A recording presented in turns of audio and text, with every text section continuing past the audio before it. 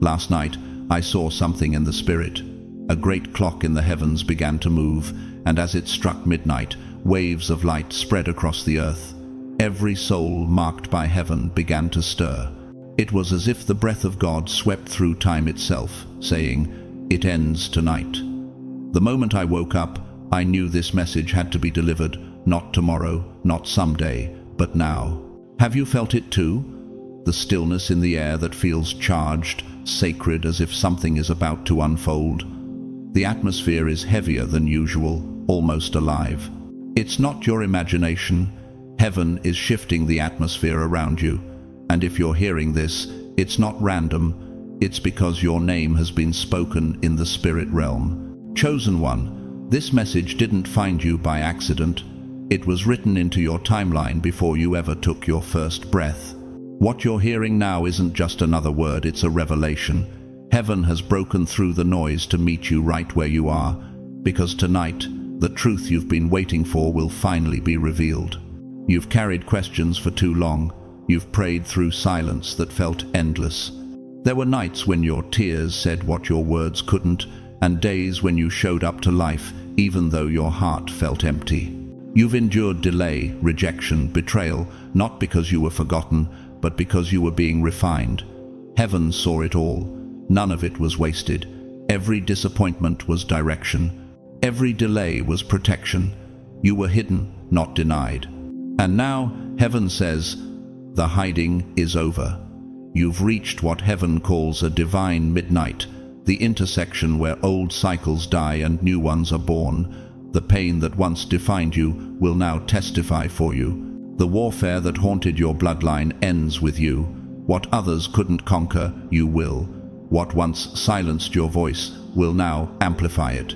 God is saying, I have chosen you to be the evidence that I still redeem what looks impossible. You will carry the proof that light always wins. This isn't coincidence, it's divine intervention. This isn't delay, it's alignment. Heaven has drawn a line in the spirit tonight, and what tormented you stops here. The verdict has been spoken, it is finished. Chosen one, if your spirit feels this word, don't let it pass by. Act on it now. Type 777 inches the comments as your prophetic sign of agreement. Like this message as your declaration of faith. Share it with another chosen one who's been waiting for their word. And stay until the end, because before this night is over, the truth you've been waiting for will unfold before your eyes, and when you see it, you'll understand why God made you wait. This is not just a message, it's a revelation written for your soul. God's chosen ones, the truth you've been waiting for, is revealed tonight.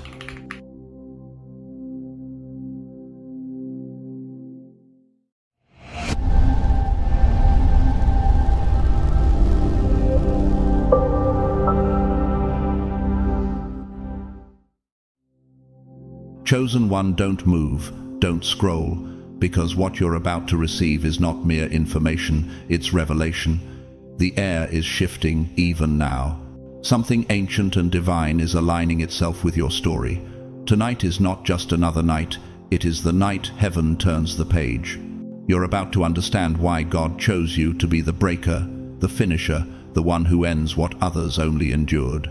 This is your divine hour of transition. Your spiritual midnight, when the unseen realm rearranges itself to match heaven's order for your life. Do you realize that sometimes heaven allows the storm not to destroy you, but to reveal you? What felt like pain was actually initiation. The pressure was the birthplace of your authority. Every tear you cried was watering seeds of glory you didn't even know were buried inside your soul. You thought you were breaking, but you were blooming in secret. Weeping may endure for a night, but joy comes in the morning.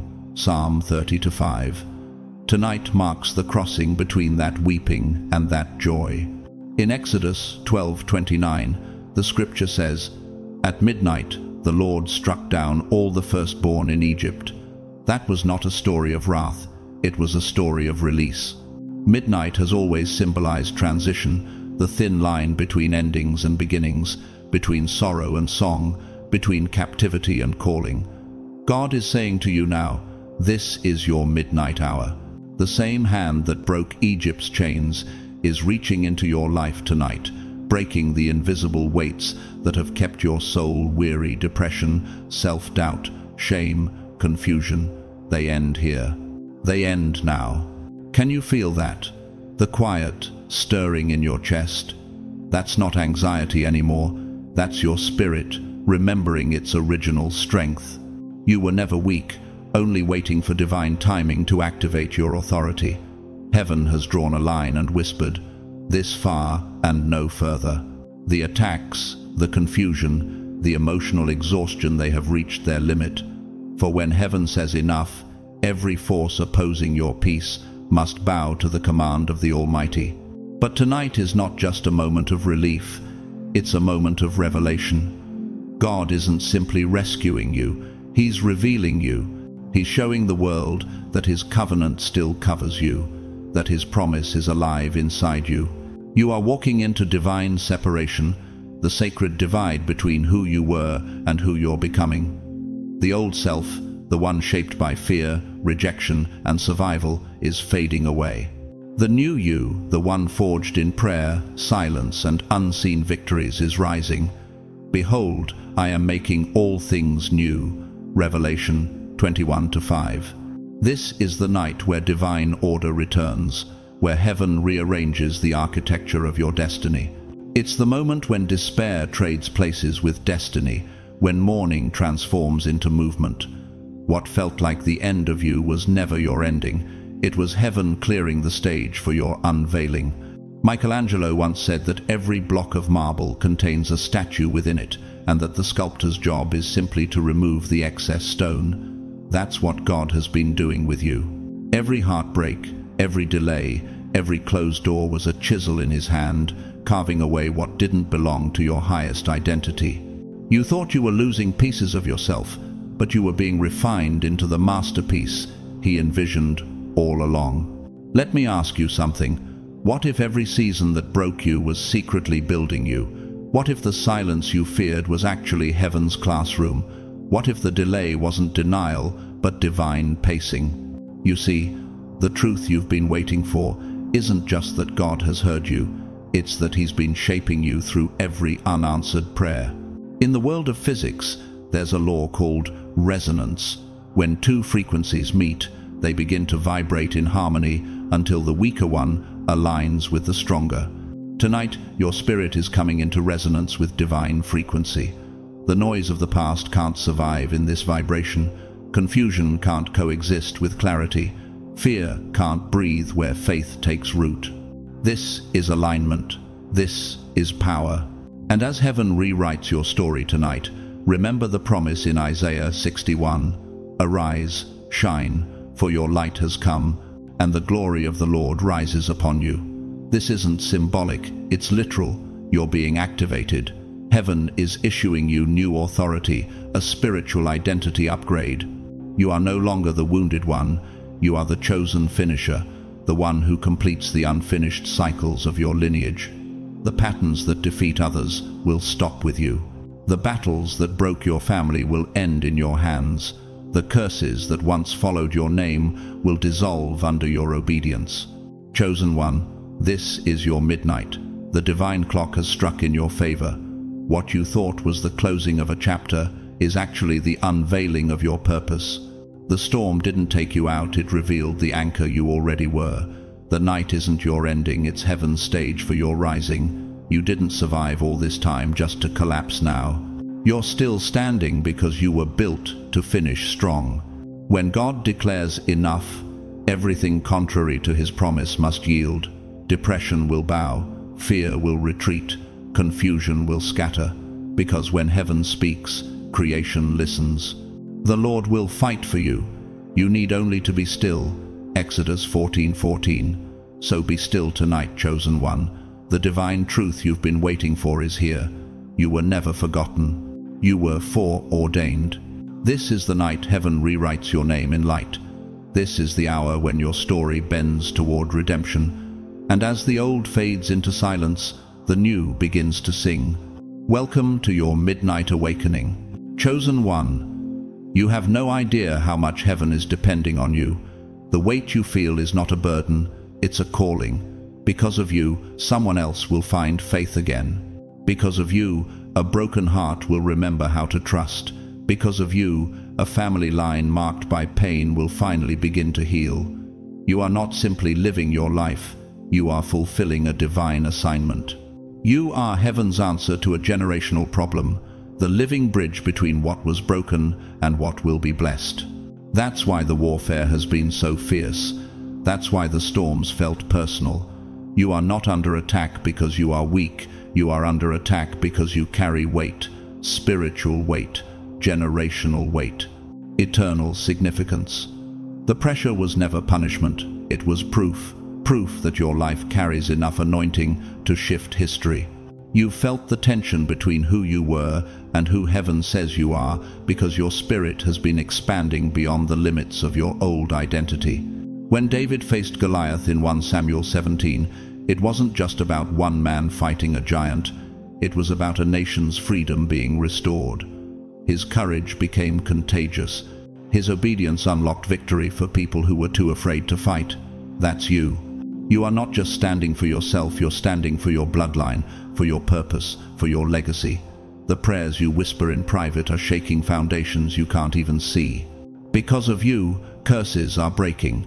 Because of you, light is entering rooms that have known only darkness. Because of you, the story written over your family is being rewritten in heaven's ink. You are heaven's vessel of transformation, the hinge between generations, the embodiment of divine correction. The enemy thought if he could break you, he could stop what God planned. But what hell meant for harm became the very soil where heaven planted strength. God has turned your pain into power, your wounds into weapons, your heartbreak into holy fire. You've been forged in spiritual flame for a purpose greater than comfort, a purpose that transforms destinies. When you prayed through your pain, heaven advanced its agenda through you. When you chose forgiveness over bitterness, heaven reclaimed territory in your family line. When you kept showing up, despite not feeling seen, angels documented your endurance. You are not weak. You are war-tested. You are spirit-forged. Every blow you took was refining you for authority. Every loss was sharpening your discernment. The very things that tried to destroy you have built something inside of you that hell cannot touch. Faith. And not just ordinary faith, but the kind that moves through generations. The kind of faith that carries resurrection power. No weapon formed against you shall prosper. Isaiah 54:17. Not because weapons won't form, but because your spiritual resilience outlasts every attack. You carry an authority that only comes from endurance. Heaven trusts you with revelation because you've proven you can be faithful with mystery. Have you ever wondered why certain storms didn't destroy you when they should have? Why did your mind stay intact when everything around you was falling apart? That was grace in motion. That was heaven reinforcing your soul because your assignment wasn't complete. The Lord is my strength and my shield. My heart trusts in him, and he helps me. Psalm 28:7. You are being sustained by something supernatural, divine protection that surrounds the chosen. Every prayer you whispered in exhaustion reached the throne room. Every tear you cried became a note in heaven's record of your resilience. You've been heaven's hidden warrior, fighting battles no one saw but everyone will benefit from. Because of you, timelines are shifting, heaven is moving, history is changing. You are the light of the world. A city set on a hill cannot be hidden, Matthew 5:14. And perhaps now, in this very moment, you're starting to realize that your existence has never been random. You were born to interrupt patterns, to end cycles, to speak truth into systems built on silence. You are God's response to the question your ancestors could not answer. You carry the spiritual DNA of redemption. When you walk into a room, you're not just one person. You're the manifestation of every prayer ever prayed for deliverance in your family line. Rumi once wrote, "The wound is the place where the light enters you." Your wounds became openings for heaven to dwell. They are no longer symbols of pain, but of presence. They remind you that you survived what was meant to silence you, and in doing so, you became the voice your lineage was waiting for. Do you know what's happening now? Heaven is watching. Eternity is leaning in. The same divine breath that hovered over creation is hovering over your life right now, activating everything that was dormant. You've passed tests that others never recognized, and heaven is promoting you accordingly. And we know that all things work together for good to those who love God, to those who are called according to his purpose. Romans 8:28. Chosen one, take this in deeply. You are not ordinary. You are an answer disguised as a person. You are the living evidence that what the enemy meant for destruction has become a declaration of divine power. You are proof that when God places his hand on someone, no storm, no curse, no betrayal can remove it. Because of you, faith is being restored, generations are being healed, and eternity itself is applauding. Stand tall, beloved vessel. Heaven is depending on you, and you are already doing exactly what you were sent to do. Chosen one, listen closely. This moment is sacred. What you are feeling right now is not confusion, it's confirmation. The old cycles are collapsing. Heaven has drawn the line, and your soul can feel it. Cycles are patterns, spiritual loops that trap people in repetition, pain disguised as familiarity, fear camouflaged as safety. But you were never meant to live in circles. You were designed to move in spirals, ever rising, ever expanding, carrying wisdom from each turn into a higher dimension of purpose. You are not here to repeat pain, you are here to rewrite history.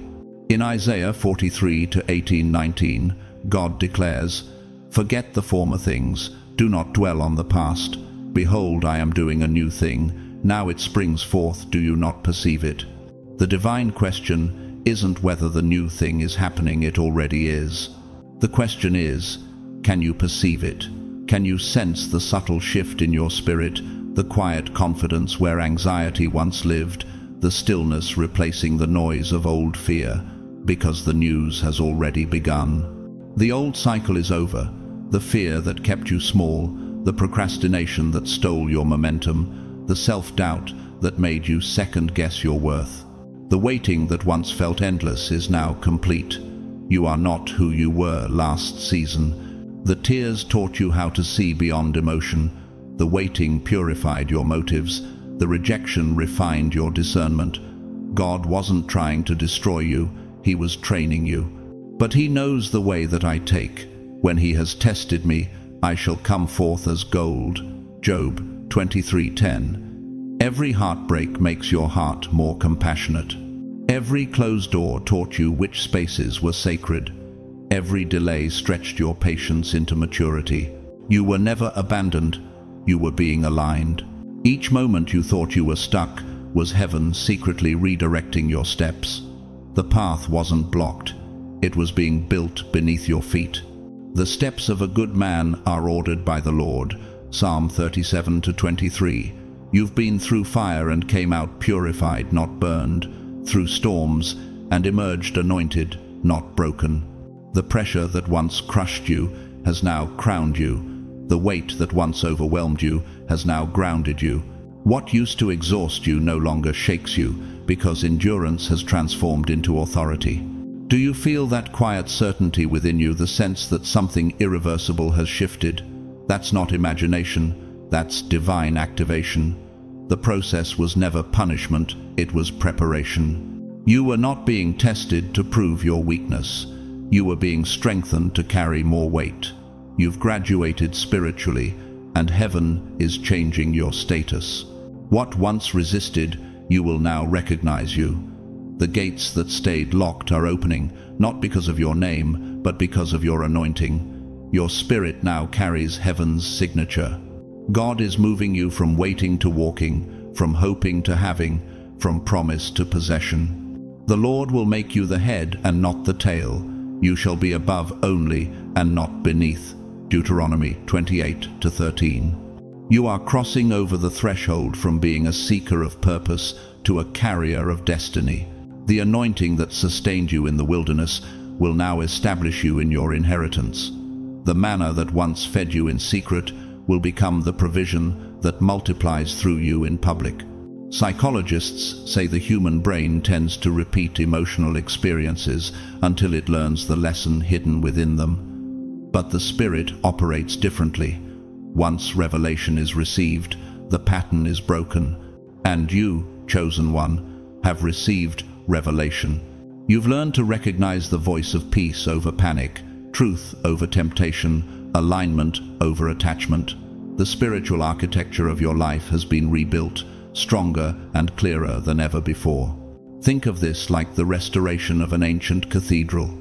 The old cracks had to be exposed before the light could shine through the stained glass again. That's what God has done with you. Every fracture in your soul has been filled with divine gold, just like the Japanese art of kintsugi, where broken pottery is repaired with golden resin so that the break itself becomes a masterpiece.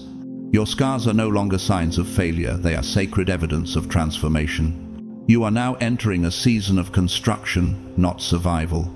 It's time to build peace where there was once panic, to build a legacy where there was once loss, to build faith where there was once fear. Unless the Lord builds the house, the builders labor in vain, Psalm 127:1. But take heart this time, you're not building alone. Heaven is your blueprint. The Spirit is your architect. Divine timing is your foundation. Chosen one. Cycles break when wisdom replaces emotion. You've reached that threshold. What once tempted you no longer attracts you. What once scared you no longer stops you. You've become the finisher of unfinished stories, the one heaven trusts to end the old and establish the new. The pattern ends here. The prophecy begins now. Because of your obedience, generations after you will breathe easier. Because you chose growth over comfort, others will find freedom without fighting the same battles. This is a legacy in motion. This is what destiny looks like. Welcome to your new season, not one of waiting, but of walking. Step forward, chosen one. The ground before you has already been prepared. Chosen one, listen, God is breaking repetition so that restoration can begin. The loops that once held you captive, the patterns that kept repeating no matter how much you prayed, they are being dismantled in the Spirit right now. You will no longer walk in circles, you will walk on new paths. Your wilderness season has expired. The manna that once sustained you has stopped, not because heaven has forsaken you, but because God is transitioning you from survival to ownership. What was once a place of testing will now become a place of territory. You are crossing over. The old you was shaped by struggle, tempered in the fire of endurance, and built in the silence of waiting. The new you will be defined by strength, steady, unshakable, seasoned by wisdom. The wilderness trained you. Canaan is calling you. You've been prepared to carry weight, not wounds. Heaven has already gone before you to make the crooked path straight, to level the mountains and part the waters that once seemed impassable. Every valley shall be exalted, and every mountain and hill made low. The crooked shall be made straight, and the rough places plain. Isaiah 40:4. Chosen one, the test of your faith was never about what you lost. It was about what you refused to let go of. When everything around you fell apart, you still clung to God. When prayers went unanswered, you still believed. When people misunderstood your silence and left, you still stayed faithful. That is the mark of someone heaven can trust. You've proven that your devotion wasn't transactional. It wasn't born from blessings, but from belief. Faith doesn't prove itself in comfort. It proves itself in chaos. And you have proven that your love for God isn't dependent on outcomes, it's rooted in obedience. Do you see now how your endurance became your offering? How your stillness became your weapon? Blessed is the one who perseveres under trial, because when they have stood the test, they will receive the crown of life that the Lord has promised to those who love him. James 1:12. You have passed the test. Heaven has seen your endurance and is releasing restoration in its place. In Mark 5:25-34, the woman with the issue of blood pressed through the crowd to touch the hem of Jesus' garment. She didn't wait for the perfect moment, she created one. She said within herself, "If I can just touch his garment, I will be made whole." That's the kind of faith that shifts atmospheres. That's the kind of faith that rewrites stories. And that's the kind of faith you carry, quiet, relentless, unstoppable. Heaven noticed the way you refused to give up when your circumstances screamed otherwise. The way you whispered prayers in exhaustion, yet never stopped believing. The way you kept showing up when no one was clapping. That persistence became your prophecy. While you were fighting to stay afloat, heaven was building your next chapter. The unseen realm was rearranging itself to reward your endurance. Faith like yours moves mountains, but it also moves timelines. It accelerates divine order. The waiting wasn't wasted, it was working. Do not grow weary in doing good, for at the proper time you will reap a harvest if you do not give up. Galatians 6-9. Every moment you held on when quitting would have been easier became a seed of authority. You were proving not only to heaven but to yourself that your spirit could withstand pressure without losing purity. And now, that very faith is about to speak louder than your pain. It's about to testify on your behalf. You may not have seen it yet, but the reward has already been written. Heaven is honoring your consistency. The tears you thought went unnoticed watered the soil of your destiny. The prayers you thought were unheard became the blueprints of your breakthrough. There's a divine exchange happening now. Wilderness for inheritance, isolation for influence, suffering for strength. What once drained you will now define you. The places where you felt forgotten will become the places where you flourish. The very thing that tried to silence you will become the testimony that amplifies your voice. Chosen one, hear this. God never wastes endurance. Every season of waiting, every sleepless night, every quiet yes you gave when your heart was breaking, heaven has counted them all. Your faith has become currency in the spirit. You've invested in something eternal, and now the return is coming in waves. The fruit of faithfulness is multiplication, and it's your time to receive. Have you noticed the peace settling over you lately? The calm that doesn't make sense? That's restoration beginning to manifest. Heaven isn't just giving back what you lost. It's giving you authority over what once broke you. You won't just recover, you'll reign. You won't just survive, you'll build. Your wilderness taught you how to hear God in silence. Your waiting taught you how to trust without seeing. Your pain taught you how to love without condition. And now, all of that wisdom becomes your weapon, your compass, your inheritance. After you have suffered a little while, the God of all grace will himself restore you and make you strong, firm, and steadfast. 1 Peter 5:10. Chosen one, this is your divine graduation. Heaven is closing the chapter of wandering and opening the book of building. The circle is broken. The season has shifted. The same faith that kept you alive will now propel you into abundance. Your persistence was your prophecy, and your prophecy is now unfolding. Chosen one, your endurance is about to echo louder than your enemies. Every night you cried and still said, "God, I trust you." Heaven recorded it. Every tear that fell in silence became a line in heaven's ledger of faith. Every time you chose peace while chaos clawed at your mind, the angels took note. Every whisper of faith became a thunderous shout in the throne room of God. And now the divine voice resounds across eternity saying, "I have tested their heart and they are ready." You are stepping into a victory that doesn't merely reward you, it reveals you. This is not the end of your story. This is the unveiling of your purpose. The pain was part of the prophecy. The process was part of the promise. You were never buried. You were planted. And now, the seed of faith that once lay hidden in the soil of obscurity is about to bloom in sight of all. The same ground that drank your tears will now witness your testimony.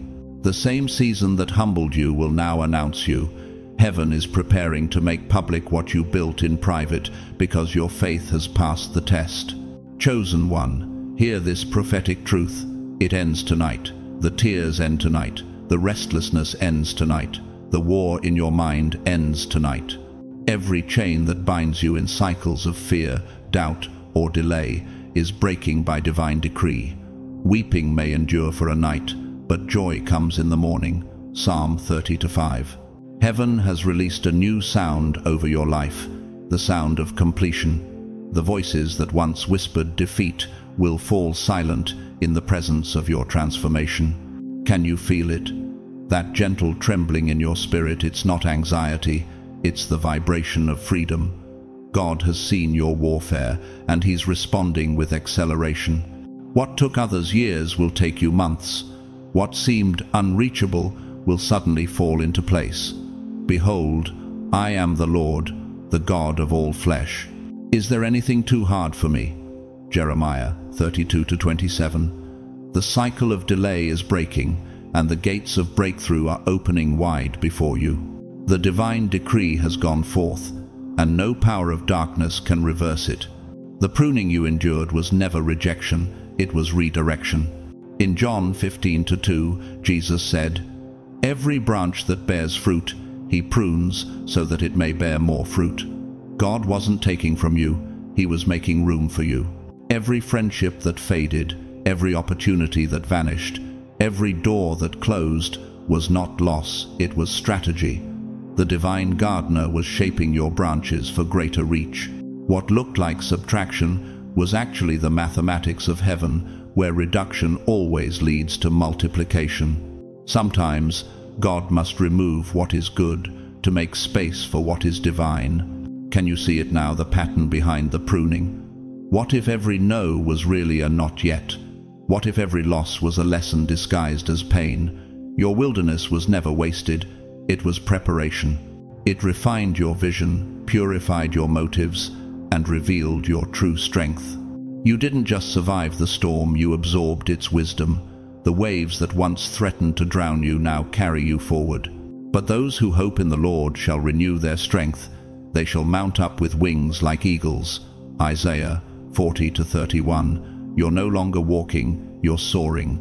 The air feels thinner up here because few reach this altitude. Only those who've endured can breathe in this dimension of peace. The nights of warfare have produced mornings of wisdom. You've learned to discern God's voice even in silence. You've discovered that sometimes divine progress looks like stillness.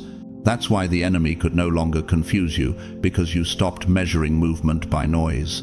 The quietness that once scared you has become your sanctuary. The Lord will fight for you. You need only to be still. Exodus 14:14. Chosen one, the Lord says your stillness has been your warfare. While others fought to be seen, you fought to stay aligned. You resisted the temptation to explain yourself to those committed to misunderstanding you. You chose peace when provoked, prayer when pressured, and praise when pained. You've proven that your trust is not seasonal, it's spiritual. And now, heaven is responding. The invisible hands of divine order are rearranging your life. People, places, and opportunities are shifting because destiny is activating. What was delayed is now delivered. The things that once resisted you are being reprogrammed to receive you. The winds that once pushed against you will now carry you. Your very atmosphere is being rewritten. Have you noticed how certain doors suddenly feel lighter to open? How does it seem to find you without effort? That's divine synchronization. You're stepping into a phase where grace replaces grind. You won't have to chase. What's meant for you will recognize your vibration. This is the fruit of divine alignment, when your frequency finally matches your faith. Chosen one, let this truth settle in your soul. Heaven never forgets endurance. Every time you prayed tired, every time you believed without evidence, every time you forgave without apology, you deposited spiritual currency into eternity. And now, heaven is releasing your return. Divine interest is being added to your obedience. The angels who walked beside you in your battles are now preparing the table in your presence. You prepare a table before me in the presence of my enemies. You anoint my head with oil. My cup overflows. Psalm 23:5. You're about to eat from the same ground that tried to bury you.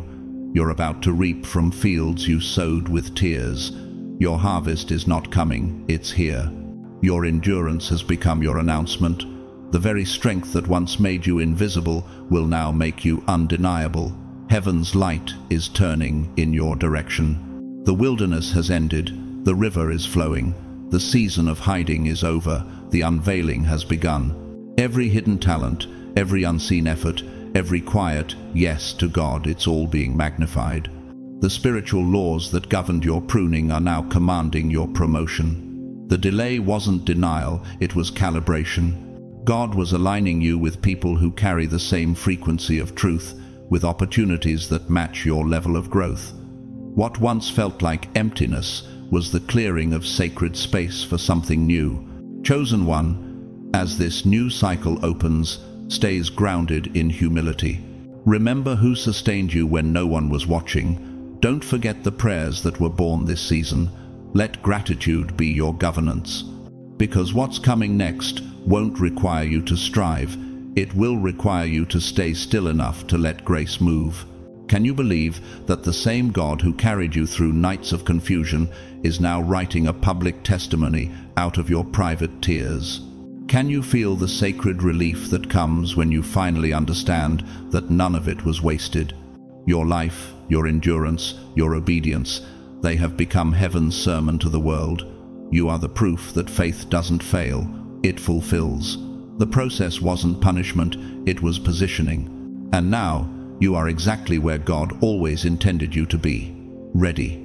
Everything that tried to delay you has become the reason for your acceleration. Everything that hurts you has become the soil of your harvest. And everything that left you empty has made room for glory. The tears end tonight. The warfare ends tonight. The cycle ends tonight. And as you rest your head tonight, may you feel the gentle whisper of heaven saying, "Well done, my child. You stayed faithful, and now it's your time." Chosen one, every delay was design, and every silence was strategy. What felt like absence was actually orchestration. The very areas where you thought you were being reduced were the places heaven was preparing to overflow. You were not being cut off, you were being cut into destiny. Every friendship that faded, every opportunity that slipped away, every plan that unraveled before your eyes was divine construction in disguise. Heaven was dismantling what could not carry the weight of your next level. You see, God never builds on unstable ground. He had to remove what was temporary before he could establish what was eternal. Unless the Lord builds the house, they labor in vain to build it. Psalm 127:1. The collapse was not destruction, it was preparation for reconstruction. God had to strip away what you were clinging to so you could finally take hold of what he was offering. The blueprint of your life has been redrawn by the architect of eternity himself, and this time every line is aligned with purpose. The foundation has been inspected, cleared, and laid anew, not with human expectation, but with divine precision. And when heaven builds, nothing, no lie, no delay, no darkness can collapse it. Can you sense the quiet confidence that has replaced your fear? Can you feel that peace settling deeper than your confusion ever reached? That's not coincidence. That's divine stability taking root. Chosen one, do not mourn what you've lost. Thank God for what's coming. You've reached the hour of divine endings that birth supernatural beginnings. The things that were left were never meant to limit you. They were meant to liberate you. You are walking through a threshold moment, a transition between what was and what will be. What you call the end, heaven calls entrance. Behold, I am making all things new. Revelation 21:5. The night is passing, and the dawn is rising. The page has turned, and heaven is writing again, not with ink, but with light. This is the midnight hour, turning into morning. You've reached the limit of suffering, and heaven now declares, it ends tonight. Every pain, every battle, every invisible burden that tried to wear you down over, the final page of that old story has closed. The tears you cried were the ink heaven used to write your next chapter. Chosen one, your midnight season is over. The dawn is breaking. The storm has served its purpose. You've been tested, tried, refined, and now released. You are not who you were when you entered the fire. You've evolved, you've strengthened, you've been transformed. The very fire that was sent to consume you became the forge that refined you.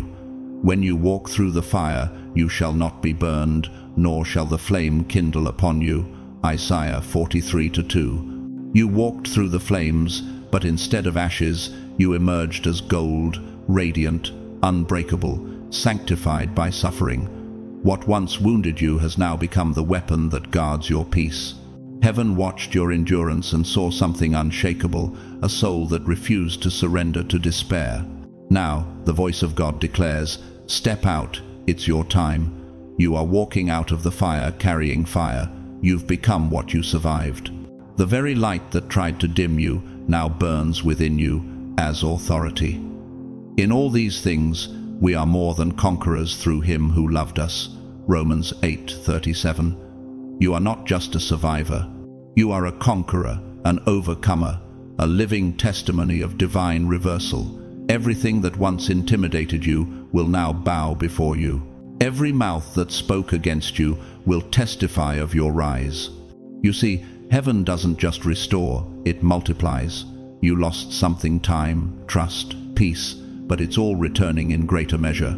God is returning years, not just blessings. He's redeeming moments, not just memories. I will restore to you the years that the locust hath eaten. Joel 2:25. The very places of loss are becoming wells of abundance. The same soil that felt barren will now bloom under your feet. Can you feel the shift in your spirit, that quiet knowing that this isn't just change, it's transformation?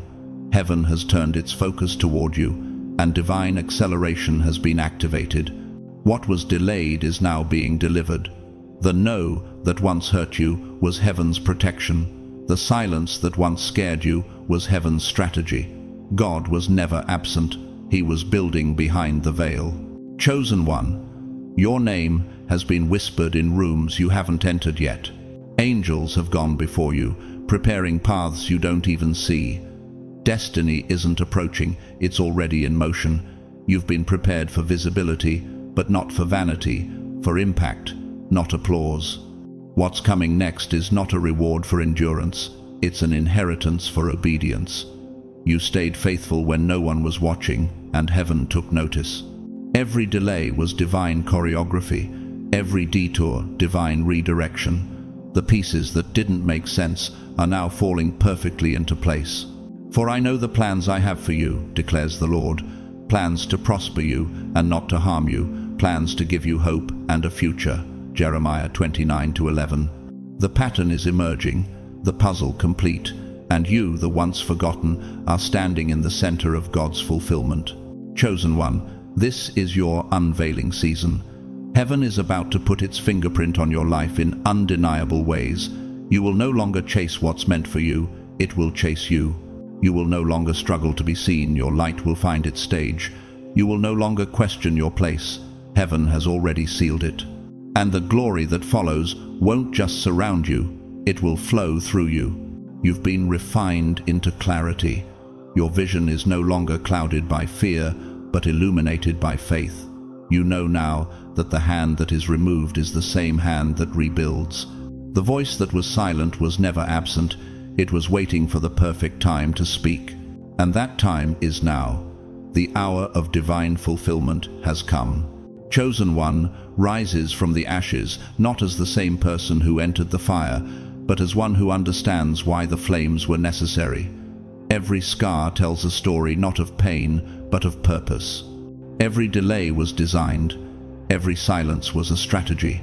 You were never being forgotten, you were being forged. Heaven has watched your faith, and now the world will witness your reward. So, breathe, beloved, the night is over.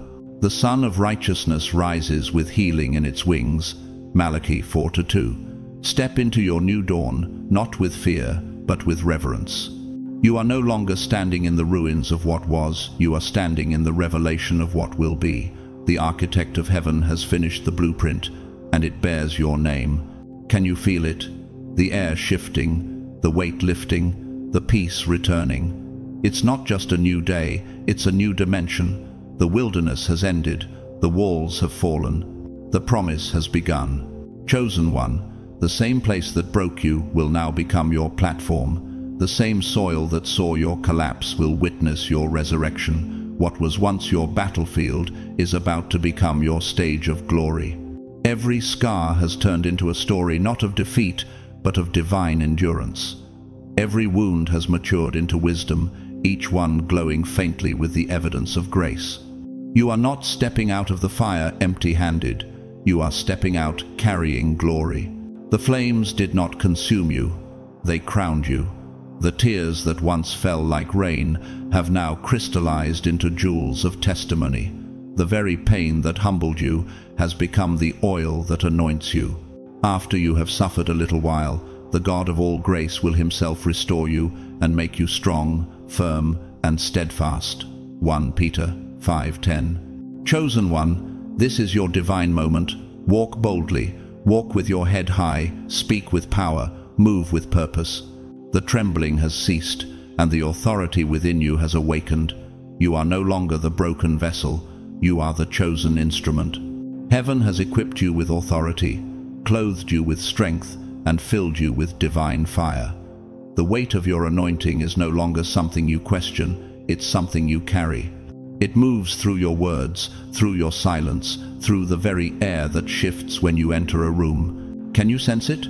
The calm confidence that comes when you finally understand who you are and whose you are. The anointing on your life now carries weight, the kind that shakes atmospheres and ignites others. You've been tested, trained, and trusted, and now heaven is sending you out. Your commissioning is complete. You are not stepping forward as you once were, uncertain, wounded, or seeking validation. You are stepping forth as a vessel that has been emptied, refined, and filled again. You are the light of the world. A city set on a hill cannot be hidden. Matthew 5:14. Heaven is no longer preparing you for the promise. The promise is now unfolding through you. It all ends tonight, not because life suddenly became easier, but because you became stronger. The storm that once threatened your peace now bows before your calm. The weapons that once wounded you have lost their edge. The whispers that once broke your focus now echo faintly, powerless against your clarity. No weapon formed against you shall prosper, and every tongue that rises against you in judgment you shall condemn. Isaiah 54:17. It ends tonight, not because the world changed, but because everything within you did. You have become the change. The end of pain is the birth of purpose. The end of delay is the beginning of destiny. Can you feel the shift in your spirit, the quiet strength that hums beneath your skin like a living flame? That's divine confirmation. Heaven's vibration resonates through your being. You are no longer waiting for permission, you are walking in position. The same God who walked you through the wilderness is now walking you into inheritance. You've graduated from survival to stewardship. This is your night of holy transition. The heavens have decreed it, and the earth will witness it. The season of hiding is over. The voice that once trembled will now teach nations. The hands that once reached for help will now heal others. The heart that once bled from betrayal will now overflow with wisdom and compassion. What was once weakness has become a weapon of light. The Spirit of the Lord God is upon me, because the Lord has anointed me to proclaim good news to the poor. He has sent me to bind up the brokenhearted, to proclaim freedom for the captives. Isaiah 61:1. Chosen one, every closed door was heaven's way of building your endurance. Every disappointment was heaven's training ground for discernment. You are not stepping into this season by chance, you were divinely chosen for it. The authority you carry is not learned, it is inherited through surrender. You have mastered the art of stillness, the science of faith, the frequency of obedience. Heaven trusts you now with what it could not release before. Can you imagine how far you've come, the moments when you almost broke, but grace held you together? The nights when your only prayer was silence, yet heaven heard every word your tears spoke. What if every delay was not denial, but a divine pause to perfect your preparation? You see, this was never about endurance alone, it was about evolution. You've become someone new. The version of you that doubted has disappeared, replaced by one who knows. Heaven is shifting you from hidden preparation to visible purpose. The weight you carry now is sacred. It is not for performance, but for transformation. Your presence will calm storms without a word. Your touch will bring peace to those tormented by confusion. Your voice will awaken sleeping souls. The mantle that once felt heavy now fits perfectly because you have grown into it. Remember, you were not chosen because you were perfect. You were chosen because you were willing, because you said yes when others said no, because you stayed when others fled, because you believed when the evidence told you to give up. You have earned heaven's trust. To whom much is given, much is required. Luke 12:48. But don't be afraid, you are not required to strive. You are only required to stay aligned. Every battle you faced was an initiation. Every loss, an invitation to deeper wisdom. Every waiting season, a rehearsal for revelation. You've been trained to carry peace into chaos, light into darkness, love into bitterness. This is not just your breakthrough, it's your birthright. The same Spirit that raised Christ from the dead now lives in you. Romans 8:11. You are walking proof of resurrection power. Chosen one, the atmosphere is responding to your awakening. The universe bends toward divine alignment when a chosen one realizes their worth. The energy around you is shifting. Opportunities, people, and resources are beginning to orbit around your purpose. You will not have to chase what heaven has assigned to you. It will locate you by light, not by effort. The glow you carry now cannot be hidden. It is the mark of divine ownership. Can you hear the whisper of heaven in your spirit? You have finished the waiting season. Now go forth and build. The trials that once silenced you have become the symphony of your calling. You are no longer defined by what broke you. You are defined by what you became after breaking. Every scar is sacred. Every lesson is legacy. Every victory is testimony. You are walking into a new dawn, radiant with authority, clothed in clarity, anchored in peace. This is the moment when heaven shifts from silence to spotlight, when purpose speaks louder than pain. It all ends tonight, the fear, the doubt, the delay. You are stepping into divine rhythm, where miracles follow motion. The same God who turned your wilderness into a sanctuary is now turning your obedience into overflow. The fire you carry now will light the path for others. Your voice will echo as prophecy to those still trapped in their midnight. Chosen one, you are not merely walking into destiny, you are becoming destiny. You are the fulfillment of generations of prayer, the embodiment of hope, the manifestation of divine promise. Step forward with confidence, because heaven has already gone ahead of you. You've reached the moment where prophecy becomes presence. This is your unveiling, your divine coronation. The old has passed away. Behold, all things are made new. 2 Corinthians 5:17. Heaven is standing in applause. The angels are aligning in formation. The Father is smiling with pride. You are no longer waiting for the light. You are the light. And the world will never be the same after your yes. Chosen one. Have you ever reached a point where your prayers felt like echoes returning unanswered, where the heavens above seemed locked in silence, and every sign you once relied on vanished? You whispered, "God, are you still here?" And all you heard was stillness. What you didn't realize is that silence was never abandonment, it was initiation. When heaven goes quiet, it's not rejecting you, it's refining you. The silence of God is not the end of communication, it's the beginning of revelation. You see, heaven's silence is the sound of construction. While you thought nothing was happening, the architect of your destiny was laying foundations deep within your soul, foundations too sacred for noise. Be still and know that I am God. Psalm 46:10. Stillness is not the absence of movement, it's the presence of divine calibration.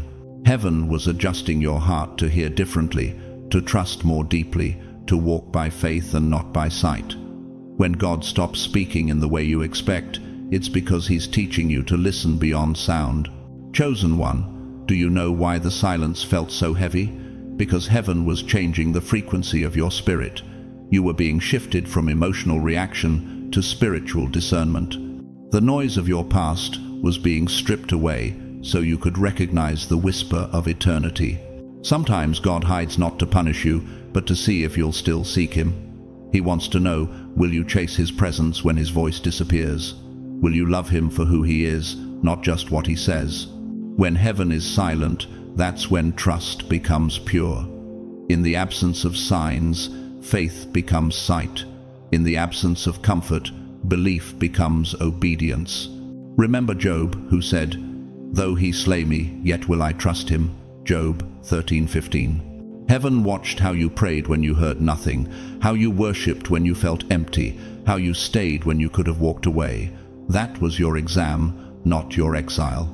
Heaven measures strength not by how loudly you shout in victory, but by how deeply you trust in silence. There is a sacred discipline that comes only in the quiet. You learn the rhythm of waiting, the architecture of patience, the melody of surrender. For still the vision awaits its appointed time. It hastens to the end. It will not lie. Habakkuk 2-3. The silence was not God ignoring you. It was God timing you. Every unanswered prayer was a divine delay designed to mature your discernment. The weight of your calling required roots that could not be grown in noise. That's why He hid you in plain sight. You weren't being punished, you were being protected. Can you see it now? The silence wasn't empty, it was full of hidden work. The pain wasn't pointless, it was pregnant with purpose.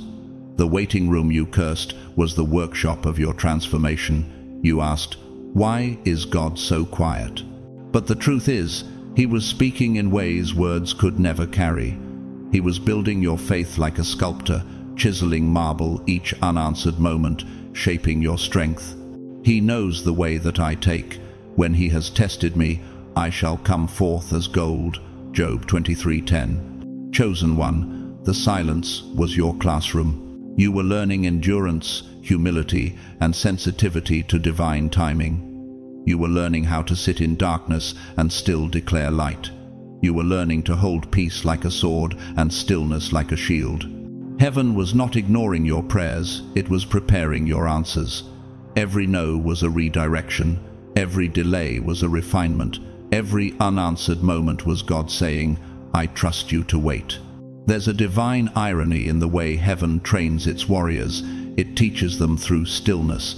A soldier of light must know when to move, but also when to rest. You can't fight forever. Sometimes the most powerful thing you can do is not move at all. That's where strength matures, when you realize the battle doesn't always require your sword. Sometimes it requires your silence.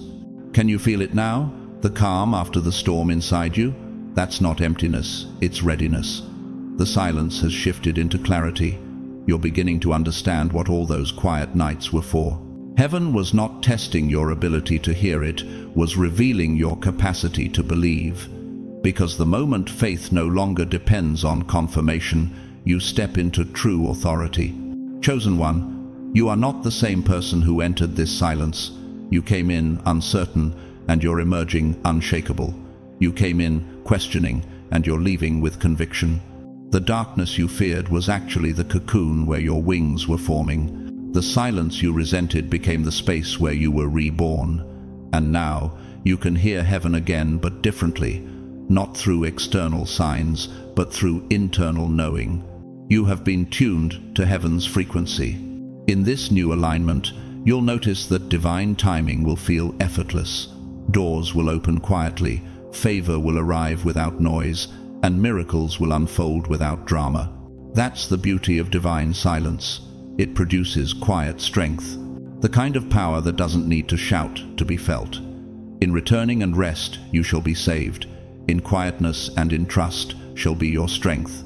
Isaiah 30-15. Chosen one, don't despise the seasons when heaven goes quiet again. They are sacred invitations to grow deeper roots. Every time you enter that silence now, you'll recognize it not as loneliness, but as love. Not as punishment, but as preparation. The same God who was silent in your sorrow will sing over you in your victory. The same silence that once frightened you will now feel like home, because you've learned the truth. When heaven is silent, it's not withholding, it's working. So tonight, if you feel the stillness stretching across your soul, don't run from it. Rest in it. That's where divine whispers live. That's where the next instructions are being written not on paper, but on your heart. You've passed the test, chosen one. The silence has shaped you into a vessel heaven can now speak through, and when heaven speaks again, it will be through you. Chosen one, what happens when the battle finally ends? When the shouting stops, when the noise fades, when the storm that once defined you suddenly goes still. You've prayed for peace, cried for relief, and longed for calm, but now that it's here, it feels unfamiliar. You wake up one morning and realize the war inside you has gone quiet, yet your spirit trembles as if waiting for the next strike. You've lived in warfare for so long that silence feels suspicious. That's what happens to the chosen who have been trained in fire. Peace doesn't feel like comfort at first, it feels like confusion. For years, every step you took was a fight. Every day was survival. You learned to read the spiritual air like a soldier watching the horizon for smoke. But now, the battlefield has gone empty, and heaven is whispering, "Be still, the war is over." Yet inside, a part of you wonders, can peace really last? Can I trust the quiet? You're not broken for asking that. You're human. You see, trauma trains the body to expect war even when there's none. When the noise stops, the nervous system still listens for echoes.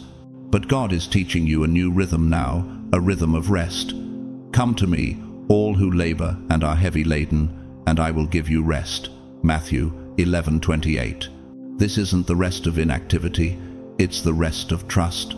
The kind that lets you exhale after holding your breath for years. Chosen one, peace feels strange because you've been shaped by battle. The same way a sword remembers the heat that forged it, your spirit remembers the fire that purified it. You were sharpened by adversity, but you were never meant to live inside the furnace forever. The war was your awakening, not your identity. Now heaven is saying, you may lay your armor down. The angels that once fought beside you are now standing in formation, not for battle, but for blessing.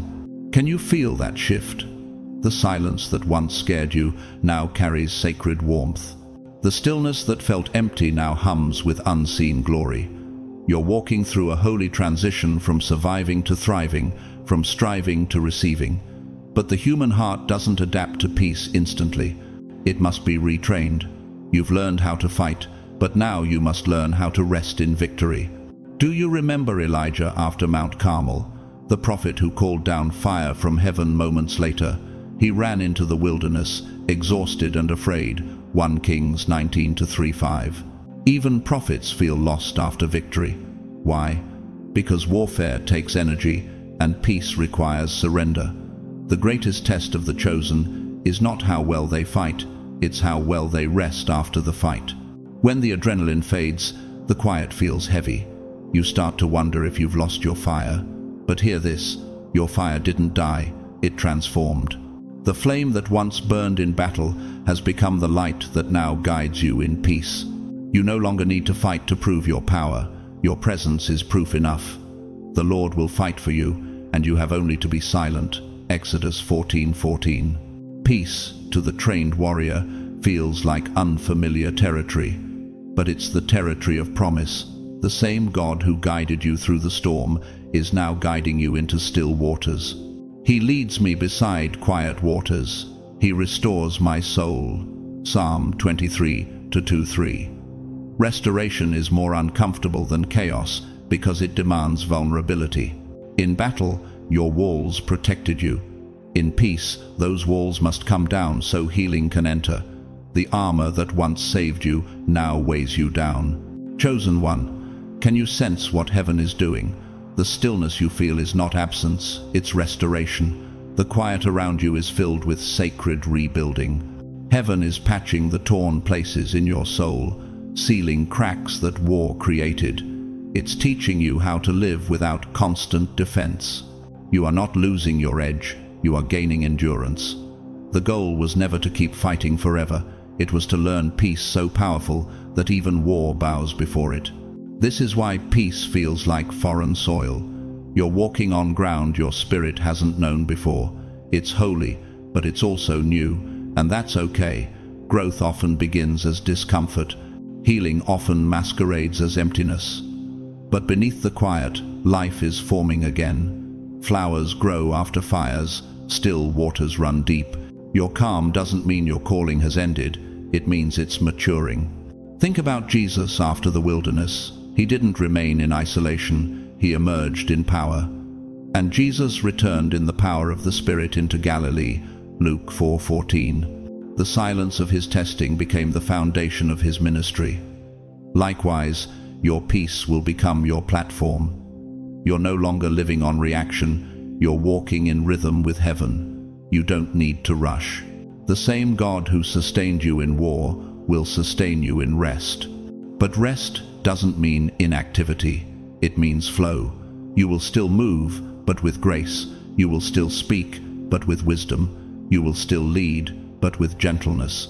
Peace doesn't erase your power, it refines it. The true mark of authority is composure. When others panic, your calm will command the atmosphere. That's what the world will feel when you enter the room, the residue of someone who has survived both battle and blessing. Can you allow yourself to receive this peace without questioning it? Can you live without the noise that once defined you? The silence now isn't emptiness, it's evidence that the enemy has been silenced. The absence of chaos isn't loss, it's heaven's signature on your victory. You've crossed over from striving to sovereignty, from surviving to shining. Chosen one, this peace is not temporary, it's transformational. The world will not understand how you smile after so much loss, how you remain calm when everything once screamed. That's because your peace is not circumstantial, it's covenantal. It's born of promise, sealed by fire and sustained by grace. You have been taught to live as a peacemaker, not a prisoner of pain. Blessed are the peacemakers, for they shall be called children of God. Matthew 5-9. So, if tonight feels too quiet, if you're waiting for another storm that never comes, breathe. You are not missing the fight, you are living the fulfillment. Heaven didn't train you to survive, he trained you to rest as a ruler. You're learning to command peace like a king commands order. You're not the soldier trembling after battle, you're the crowned one walking into destiny. Let your body unclench, let your heart slow down. You don't have to brace for impact anymore. The war is over, the silence is holy, the stillness is sacred. Heaven is whispering now, softly but surely, you made it. This is what peace after the battle feels like. Strange at first, but soon it will feel like home. Chosen one. Have you ever felt the weight of something invisible pressing upon your shoulders? You wake up and sense a gravity in your spirit, like you're carrying something vast, something sacred, but you can't quite name it. It's not depression, it's not exhaustion, it's the mantle.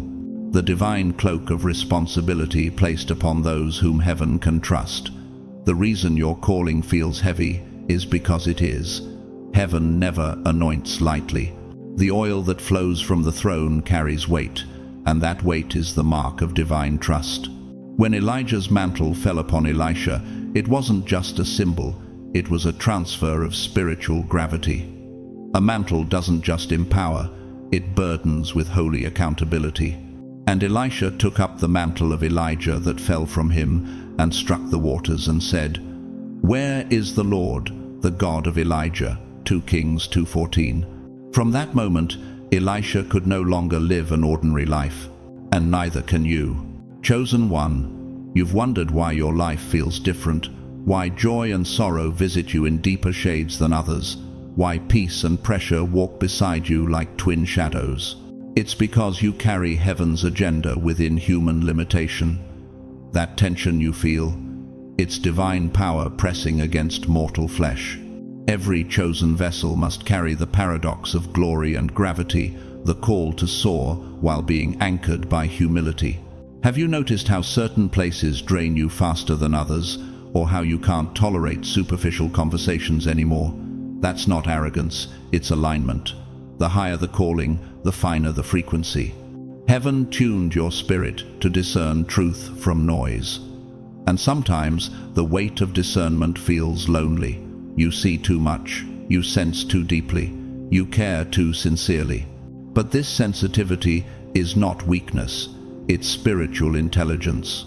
It's the ability to perceive what others overlook. Even Moses felt it. If your presence does not go with us, do not send us up from here. Exodus 33-15. The burden of leadership isn't the journey, it's the presence. Once you've walked with the Almighty, every step without Him feels unbearable. The mantle makes you dependent, not independent. It keeps you tethered to heaven's will, because apart from that connection, the weight becomes crushing. The anointing you carry wasn't cheap. It was bought through tears, isolation, and obedience. Others saw your breakthrough, but few saw your breaking. The public mantle was forged in private agony. Like olive oil pressed from crushing, your power flows from your pain. Every tear that fell in the dark became part of the oil now shining on your spirit. For our light affliction, which is but for a moment, works for us a far more exceeding and eternal weight of glory. 2 Corinthians 4:17. Chosen one. That's why your calling feels heavy, because glory has weight. It presses, purifies, and perfects. The mantle you wear doesn't just rest upon you, it molds you. It shapes your posture, disciplines your responses, and refines your character.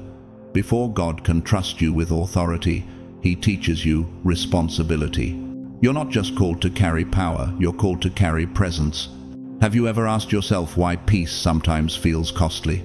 Because peace maintained by power is stewardship, not comfort. The mantle demands vigilance. It asks that you remain spiritually awake even when others sleep. It requires compassion in the face of offense, silence when slandered, humility when exalted. It demands that you forgive even when the wound still bleeds. And in those moments when your heart wants to give up, remember, the mantle wasn't placed on your shoulders because you were perfect. It was placed there because you were willing. Think of Michelangelo's creation of Adam, that divine moment painted on the ceiling of the Sistine Chapel, God's finger reaching toward man's. That space between them represents the tension of calling. The closer you get to God, the more that gap between humanity and divinity humbles you. You feel both chosen and unworthy, powerful yet fragile.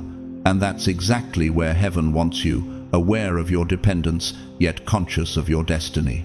Chosen one, this heaviness you feel isn't punishment, it's protection. God uses it to keep you grounded. It's what prevents pride from poisoning purpose. Humble yourselves, therefore, under God's mighty hand, that He may lift you up in due time. 1 Peter 5-6. The mantle bows before it rises. The anointing doesn't inflate the ego, it sanctifies it. That's why those who crave recognition rarely last. But those who crave obedience become eternal. Do you see it now? The mantle doesn't crush, it calibrates. It teaches you when to speak and when to stay silent. It guides you when to lead and when to withdraw. It disciplines you not to chase applause, but to listen for alignment. It reminds you that heaven's assignment is not about spotlight, but stewardship. You are carrying something sacred, something that must be protected, even when misunderstood. You may have nights where you ask, God, why me? Why does it have to be so hard? But heaven whispers, because you can handle what others cannot. Your endurance is evidence of your election. Your pressure is proof of your preparation. You weren't chosen to live light, you were chosen to carry fire. And fire is never weightless. There's a scientific truth here too. Gravity only increases as mass increases. The same is true in the spirit. The more glory you carry, the greater the pull toward humility. Heaven ensures that for every measure of anointing, there's an equal measure of grounding. That's why your journey has felt so intense. God wasn't trying to break you, He was building your capacity. Remember what Jesus said in Luke 12:48, "To whom much is given, much will be required." The mantle is heaven's trust made visible. It's not a crown of comfort, it's a cloak of calling. It will sometimes feel like isolation because you walk paths few can understand, but every step is sacred. Every tear is counted. Every moment of weariness is a prayer heard in heaven's court. Chosen one, don't run from the weight, learn to rest under it. The strength you seek won't come from escaping your calling, but from embracing it. When the mantle feels too heavy, remember that you're not carrying it alone. The Spirit that placed it upon you also sustains it within you. Your job is to yield, not strive. The yoke may be holy, but it's also shared. For my yoke is easy and my burden is light. Matthew 11:30. So, tonight, if your spirit feels weary, breathe deeply. The pressure you feel is not the end, it's the proof. It means you've been trusted with something eternal. The weight you carry is the evidence of heaven's faith in you. Wear it with grace, walk with humility, move with reverence, because you are not just chosen, you are commissioned. And the mantle you bear is not a burden, it's a prophecy. You are the continuation of Elijah's story, the living echo of those who came before, the bridge between what was promised and what must now manifest. Heaven has wrapped you in destiny. The mantle fits now. Chosen one, if you've made it this far, it means your spirit was meant to hear this. This message didn't find you by coincidence. It was heaven's confirmation that you've crossed a sacred threshold. You are no longer standing in preparation, you are standing on purpose. Everything you've endured, every battle, every silence, every tear has been leading you here to this very moment of awakening. You now understand what the mantle means, why the calling felt heavy, and why peace had to come through pain. You've walked through the wilderness, faced the fire, and survived the silence, not to remain the same, but to rise and renew. This is your rebirth. This is the hour heaven stamps its seal of completion over your journey of endurance. The time for questioning is ending. The time for walking in quiet authority has begun. The same God who anointed David in obscurity is now positioning you in visibility, not for vanity, but for victory. The lessons you've learned will become light for others still wandering through their night. Your scars will become sacred scrolls that testify of divine preservation. Your words will carry weight, not because they are loud, but because they are true. And your presence will shift rooms not by force, but by frequency. You are no longer waiting for permission to rise. You are the permission. You are the living evidence that what was meant to destroy you was secretly designed to define you. Heaven has written your name in the new chapter of divine history, and now your story becomes someone else's survival manual. So, as you leave this message, take a moment to breathe in the peace that's been spoken over you. Let it sink into your bones. Let it settle in your spirit. You are chosen, covered, and commissioned. The mantle you carry is not a burden, it is a bridge. Through you, heaven is touching earth. Through you, divine light continues to expand.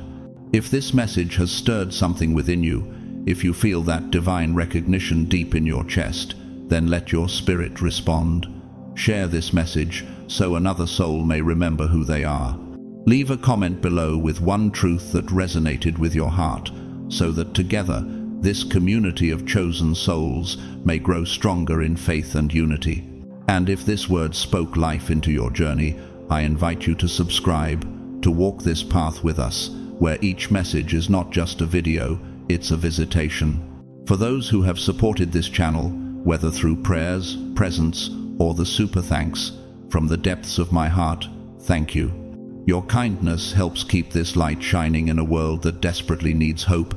And even if you never give a cent, your attention, your spirit, your amen in the comments, it matters. It builds the altar of this digital sanctuary, where the broken come to remember their strength. As we close tonight, I release this blessing over you. May your nights be filled with divine dreams and your mornings with holy clarity. May your footsteps be guided by peace and your words drenched in wisdom. May no weapon formed against you prosper, and may every seed you've sown in tears return multiplied in joy.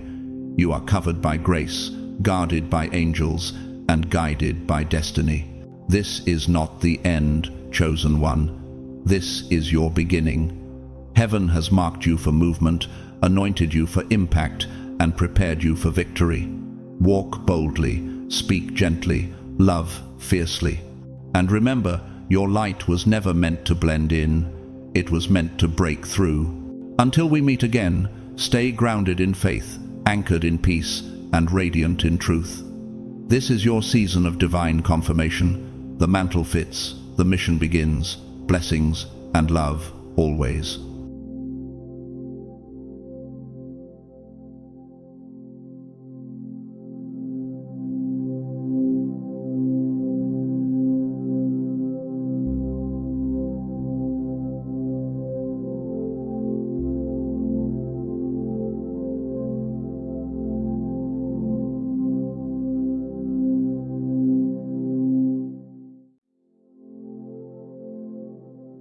What if heaven whispered, "This is it, your final 24 hours in this season"? Would your heart start racing? Would memories of things left undone rush to the surface? What would you change, say, release, or finally step into if you knew time was folding in on itself? God's chosen one, this moment is no accident. You didn't stumble across this message by chance. You were summoned. Something sacred is happening right now. A shift, a countdown, a final call echoing through the spirit realm, reaching for the ones who still have time to respond before everything changes. And you're on heaven's radar. You're down to the last 24 hours of this spiritual season. That's not just poetic, it's prophetic. You may not see the full picture yet, but something has already begun moving behind the veil. Doors are groaning, cycles are closing. Angelic hands are repositioning you for what's next. Can you feel it? That inner stirring, that divine urgency pressing on your soul. Don't ignore it. This is a holy warning wrapped in mercy, not fear. Comment 777 below if your spirit is already bearing witness to this word. If something inside you knows that this message was tailor-made for you. And to those of you who've been supporting this ministry through super thanks from the bottom of our hearts, thank you. Your faith and generosity are not only seen by us, but by God Himself, who promises to reward those who sow into what's sacred. But now, lean in closer, because what's coming next is not just a message, it's a revelation, one that could unlock what's been delayed, one that could explain why you've been hidden, pressed, stretched, and tested so intensely. The countdown isn't just symbolic.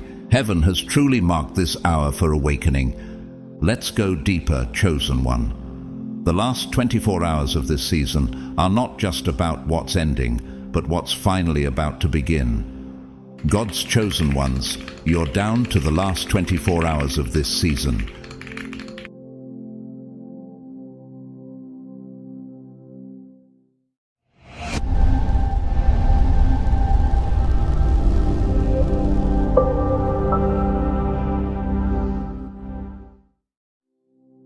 Chosen one, still yourself for a moment, not just to hear, but to perceive. Let your spirit lean in. You've walked through a season of silent trials, spiritual weight, and private pain. And now, what if the next 24 hours are not random, but divinely appointed as your final stretch in this wilderness? How differently would you live them if you knew that what's coming next depends on how you carry these last steps? This has been a chapter where darkness tried to define you, whispers of failure, repeated setbacks, and lonely nights that seemed to have no end. But heaven has always told a different story about you. What looked like destruction was, in truth, construction. Not everything sent to break you succeeded because God never removed His hand. You were not being ruined, you were being refined. The betrayal, the silence, the delay, none of it was wasted. When I think back to one of the hardest times in my own life, a time when I lost almost everything I thought defined me, I remember asking God, why now? Why all at once? And in that silence, I began to see that what I thought was collapse was really clearance. God was removing what couldn't go with me into the next season. And perhaps that's what He's been doing for you too. Scripture confirms this pattern. In Isaiah 54, it says, "No weapon formed against you shall prosper," not because they don't hurt, not because they never launch, but because God Himself has already ruled their outcome. You may have felt every blow, but none of it has defined your destiny. And when you look around and realize you're still standing, it's not just survival, it's prophecy fulfilled. The enemy has escalated the warfare against your mind and identity for a reason. The lies have become louder. The pressure has become heavier. Why now? Because your divine unveiling is near. The true you, the one created in the image of heaven's authority, is about to step into the light. Remember when Jesus was baptized and affirmed by the Father? Immediately after, He was led into the wilderness, not because He sinned, but because the preparation precedes the mission. You may have been feeling more misunderstood, more misjudged, even by those closest to you. But so did Hannah in the Bible. While she prayed in agony for a child, the priest thought she was drunk. Yet from that pain came Samuel, a prophet who would anoint kings. That's the level of purpose God can bring from your tears. Even in today's world, there are people whose transformation only made sense in hindsight. Take Tyler Perry, for example. He was once homeless, rejected, laughed at, and ignored. Yet the same streets he once slept on, he now drives through as a visionary who owns one of the largest film studios in America. His pain didn't break him, it birthed him. And though your story may not look like his, the principle is the same. Pain is often the womb of purpose. When Moses stood before the Red Sea, with the Egyptian army closing in behind, it wasn't a sign of failure. It was the setup for one of the greatest deliverances in biblical history. That story is not just history, it's a spiritual pattern. Pressure, then parting. Chaos, then crossing. Confusion, then clarity. These last 24 hours of your current spiritual season are not ordinary. They are charged with divine weight. You've already wept, struggled, and endured more than you speak of. But now you stand at the threshold, and it matters what you carry forward. Will you take with you the bitterness of betrayal or the lessons forged in fire? Will you step into the next place with fear or with faith made bold by survival? There's something sacred about the end of a chapter. It is not a time for panic, but for reflection. If this truly were the final day in this season, how would you honor it? Not with haste, but with intentional release. Not with regret, but with reverence for all that it taught you. Chosen one, your emergence isn't a maybe. It's a matter of divine timing. And this time, you won't enter crawling. You'll enter crowned. Take a breath, chosen one, not just with your lungs, but with your soul. Pause for a moment and let this question echo through your spirit. What would truly shift inside you if you knew you were standing in the final 24 hours of this wilderness season? Would you still silence your truth to keep the peace? Would you still dim your worth so others don't feel small beside your light? Or would you finally speak like Esther before the king, knowing your words could change the destiny of a generation? Understand this clearly. The reason this season is nearing its end isn't because your enemies surrendered, nor because the chaos quieted. It's ending because you changed. Something invisible but holy began to rearrange deep within you. It wasn't your location that transformed, it was your spirit. You didn't need external validation. God saw the internal surrender. Something sacred shifted, a divine cracking open of the shell you once wore to survive. The version of you that used to bow under fear, that wore anxiety like a cloak, that mistook people-pleasing for humility, That version has been slowly dissolving in the fire of becoming. You're not the same person who stepped into this season. That former version of you tolerated being overlooked. It settled for the back seat, thinking that shrinking was somehow spiritual. But look at you now. You're rising, chosen one. Like Job, who declared, "When he has tested me, I shall come forth as gold." You've endured the refining flames, and now something unshakable is being revealed. The fire didn't consume you. It revealed the gold in you. Can you feel that subtle, undeniable shift? That quiet boldness taking root in your voice? The one who used to let fear govern every decision is no longer present. The one who accepted crumbs when God called you to feast has been buried under the ashes of your past struggles. In that sacred burial ground of suffering and solitude, the real you was born, the warrior, the one who doesn't flinch in darkness because you learned how to fight in silence. The one who doesn't need applause because you were promoted in private. Think about Elijah. When he hid in the cave, it wasn't the earthquake, nor the fire, nor the wind that God used to speak. It was the still, small voice. And that's how your transformation happened too, not on stages or with spotlight, but in secret places, alone, in the kind of isolation that doesn't destroy, it refines. Every unseen tear, every unanswered prayer, every silent scream, they became weapons in the hands of God. What you thought was your breaking point was really your building place. Now, here you stand, in the final moments of this spiritual chapter, and the air around you feels different. Why? Because the old cannot hold the new. The patterns that once trapped you can no longer contain you. The warfare that once confused you has no access to this upgraded version of you. The chains that used to bind you now fall powerless at your feet. Just like Paul and Silas in that prison, what used to confine them became the very setting for their breakthrough.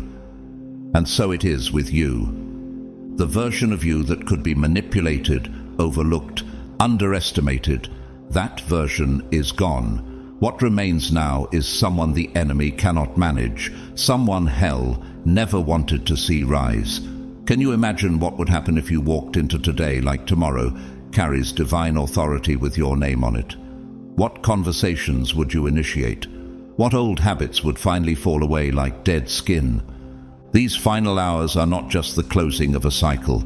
They are a divine unveiling, the emergence of the real you, the one you are always becoming, the version that carries glory, carries calling, carries fire, the one that makes darkness nervous. This moment is holy, this hour is weighty. This is the unveiling hell tried to delay, and yet here you are, awakened, empowered, and ready. Chosen one, do you know why everything around you feels like it's shifting? It's not because the world suddenly became gentler or your surroundings miraculously improved. The shift is happening because you became someone new. This is not the same version of you who entered this season feeling unworthy, uncertain, and unseen. And now, with only 24 hours left in this version of your life, have you taken a moment to truly recognize the divine authority that is already flowing through your spirit? Cycles don't vanish simply because you prayed harder or wished them away. They break because you stopped feeding them. The habits, relationships, and mindsets that once drained you cannot survive the atmosphere of who you are becoming. What if the only reason that chaos stayed so long was because a former version of you silently allowed it? What if the moment you awakened, everything that once bound you began to lose its grip? That's exactly what's happening. The old you tolerated toxic patterns and called it grace. You misread distractions and assumed they were blessings, chasing noise while your soul craved peace. But this new you, the one who sees with spiritual clarity, can sense manipulation before it speaks. You've developed a radar for traps wrapped in opportunities. You no longer chase crumbs, mistaking them for provision. You no longer apologize for your favor, your voice, or your vision, because now you know You were never created to survive in dysfunction. You were chosen to disrupt it. This awakening isn't pride, it's precision. It's not arrogance, it's alignment. Think of Gideon. When the angel of the Lord appeared, Gideon saw himself as a nobody, the least in his family. Yet heaven addressed him as mighty warrior before he ever picked up a sword or led a battle. What changed the outcome wasn't the enemy growing weaker. It was Gideon beginning to believe who God said he was. The same is happening in you. The warfare didn't end because hell gave up. It ended because you stopped cooperating with it. Can you remember how long you stayed in places your spirit had already outgrown? How often did you silence your own voice just to maintain fragile peace? You tolerated jealousy, manipulation, and spiritual decay, all under the banner of love. But deep down, something always felt off. And perhaps the truth is this: heaven was never waiting for the circumstances to change. Heaven was waiting for you to grow into your identity. The delays weren't divine punishment, they were divine preparation. It wasn't that the enemy had more power, it was that you hadn't yet stepped fully into your awareness. But now something irreversible has shifted. You've crossed a line in the spirit where pretending no longer fits, and shrinking no longer serves. You've stepped into maturity, clarity, and deep spiritual identity, the one God wrote into your design long before you ever breathed your first breath. And here's a mystery most people miss. When identity rises, bondage weakens. When you finally see yourself through God's eyes, the chains that once held you forget how to tighten. Can you sense it? The strongholds that once had power over you no longer know how to respond. They've been trying the same tactics, but nothing sticks, because you're no longer who you were when the war began. The old you hesitated. The old you begged for approval. The old you tried to earn your place. But the awakened you? You've become spiritually dangerous. You now walk in authority that commands respect in realms both seen and unseen. What would you do differently if you only had 24 hours left in this old skin? What would you release from your heart? What toxic bond would you break once and for all? What lie would you stop carrying? These aren't just questions, they're invitations, because today marks the unraveling of every battle that gained strength from the version of you that is no longer here. And this new version, the one heaven has been waiting on, you just stepped into it. And the enemy is panicking, not because you're fighting harder, but because you've become someone their old weapons can no longer reach. Chosen one, what you're about to hear isn't just meant to stir your emotions. It's meant to reconstruct your entire inner world. This isn't just inspiration, this is divine recalibration. If this were truly your last 24 hours in the season that's been stretching you, pressing you, purifying you, would you still give permission to thoughts that keep you small? Would fear still have a seat at the table, whispering doubts as if it belongs in your decision-making? You see, your tomorrow isn't tied to a date on a calendar. It isn't waiting for the clock to strike midnight. Your true tomorrow begins the moment you agree with how heaven already sees you. There was a time when I misunderstood this. I used to think breakthrough would come when circumstances changed, when apologies were finally spoken, when wounds were acknowledged, when people returned or storms passed. I thought that when life became quiet, healing would naturally follow. But nothing truly shifted in me until my thoughts did. There was a moment, after betrayal had left me numb, after silence made me question my worth, and after confusion clouded everything I thought I knew, when I looked into the mirror and realized I am not the product of my pain. I am the reflection of God's promise. That realization didn't happen in a sanctuary. It didn't come with fanfare. It was quiet, almost hidden. But that moment was my true tomorrow, the day I stopped defining myself by trauma and began identifying with truth. And chosen one, I know that moment is coming for you, if it hasn't already arrived. When it does, everything changes. Jesus spoke a truth in the Gospel of John that pierces deeper than any sword. You shall know the truth, and the truth shall make you free. He didn't say freedom waits on a rescue or that liberation comes from people treating you better. He didn't tie freedom to environment, relationship status, or public applause. He tied it to truth, because once truth enters, chains don't even need to be shattered. They simply slip off, powerless. That truth rocked me, because I realized God wasn't delaying anything. He wasn't holding out on me. He was waiting for me to wake up, not to what was around me, but to what was within me. That's what He's doing in your life too, chosen one. He's crafting an internal elevation before an external one ever appears. Because what's the use of new territory if you carry the old fear with you into it? Why arrive at the promised land with a wilderness mindset still muttering inside you? That's why God didn't ignore your wounds. He exposed them, not to humiliate, but to heal. That's why He pulled you into isolation, not as punishment, but as preparation. Just as He led Moses to the backside of the desert before ever calling him to confront Pharaoh, He has been reintroducing you to yourself. You had to see that you're not fragile, you're forged. You're not broken, you're blessed. You're not weak, you're walking proof of divine anointing. God had to confront the internal narratives that clipped your wings long before you even tried to fly. The voices that told you you were too late, too much, or not enough. He's silencing them now, because your soul was never meant to live under a ceiling that trauma built. And when I finally let truth settle deep into my spirit, not just as theory, but as identity, everything shifted. My language shifted. I no longer prayed out of desperation, but from authority. My posture changed. I stood taller, spiritually and emotionally. I began to walk as if I had already been confirmed by heaven.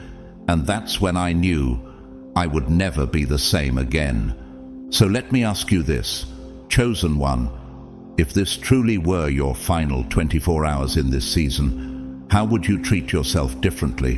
What thoughts would you stop inviting in like unworthy guests? What inner lies would you finally evict with the authority God has given you? If freedom is waiting on your agreement, not your timeline, what would you say yes to right now? I believe the shift is already happening. Even as you listen to these words, something inside you is awakening. Something sacred is breaking free. Not because of the date, not because of the hour, but because you've stopped agreeing with the lies and started aligning with truth. And once you do that, chosen one, there's no turning back. Only forward, only higher, only deeper into who you were always created to be. What if everything you've been waiting for could change in the next 24 hours? Not because the world outside you suddenly shifted, but because your inner world finally aligned. What if your greatest breakthrough wasn't about timing, but about thinking? What if today marked the final day you lived like a survivor and the first day you walked like royalty? Chosen one, how many doors have stayed closed? Not because they were locked, but because your thoughts refused to reach for the handle? Have you ever wondered how much of your destiny has been quietly waiting for your mindset to catch up with your calling? You are stepping into a space where fear no longer speaks your language, where shame no longer has access to your identity, and where darkness no longer negotiates with your mind. Because when your thoughts come into agreement with heaven, your entire reality begins to bend in response. Mountains start to move, not because you pushed harder, but because you believed deeper. This moment, this final stretch of your current season, has never been about the seconds ticking by. It's not about the hands on the clock. It's about spiritual synchronization. When God speaks of tomorrow, He is not limited by your calendar. He is speaking of transformation, a shift so internal, so holy, that it redefines what's possible around you. Think of the Israelites standing at the edge of the Red Sea. It wasn't the next sunrise that parted the waters. It was their obedience to move when logic said, "Stay still." It was their trust in a God who makes a way where there is no way. And when Joshua marched around Jericho, it wasn't the repetition that caused the walls to fall. It was the faith that crescendoed until heaven answered with thunder. Could it be that your breakthrough isn't 24 hours away, but one surrendered thought away?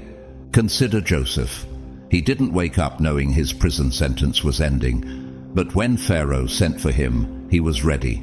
He shaved, he dressed with dignity, he carried wisdom birthed through years of betrayal and waiting. And in a single day, he went from the pit to the palace, not because the stars aligned, but because he was prepared when destiny called. What if today is your preparation for a tomorrow that exceeds your imagination? Would you still play it safe? Would you still hide behind false humility? We've seen this same pattern in real life, even if the names aren't always loud. Take Inky Johnson, a young man destined for the NFL, whose career-ending injury shattered everything on the surface. But instead of collapsing, he shifted his mind. He embraced his pain, found purpose in his suffering, and now speaks life into millions. His external dream ended, but his internal calling awakened. Or consider Lisa Nichols, once a struggling single mom on public assistance with barely $12 to her name. It wasn't a financial miracle that changed her. It was when she changed her narrative. She stopped thinking like someone abandoned and began living like someone chosen. Today, she empowers others through her story, not because she was rescued, but because she renewed her mind.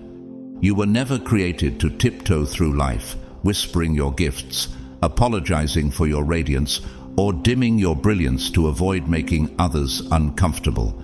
These final hours are not survival mode. They are re-entry into your royal identity. You are returning to the rhythm of heaven, the posture of divine confidence, the reality where you walk like one sent.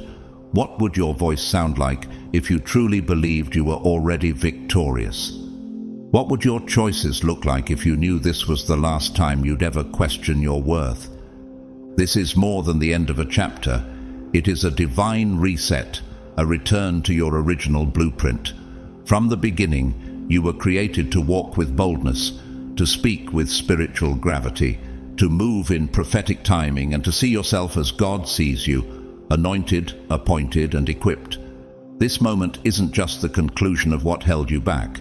It's the unveiling of a life where you stop apologizing for being chosen. Now that you're standing here at the edge of transition, what will you do differently, knowing time is no longer something you can afford to waste? Will you whisper or will you roar? Will you shrink or will you stand? The clock may still be ticking, but something in you has already crossed over. And the real question is, are you ready to live like your tomorrow already arrived? What if this was your final 24 hours living under the cloud of uncertainty, the last breath of a season that's felt like wandering in a fog, just before the light of clarity breaks over your life like sunrise after night of endless wrestling? Chosen one, have you ever considered that what you thought was God's denial was really His delay, crafted not to frustrate you, but to form you? The dreams you thought were ignored, the prayers you assumed were lost, the moments you felt invisible.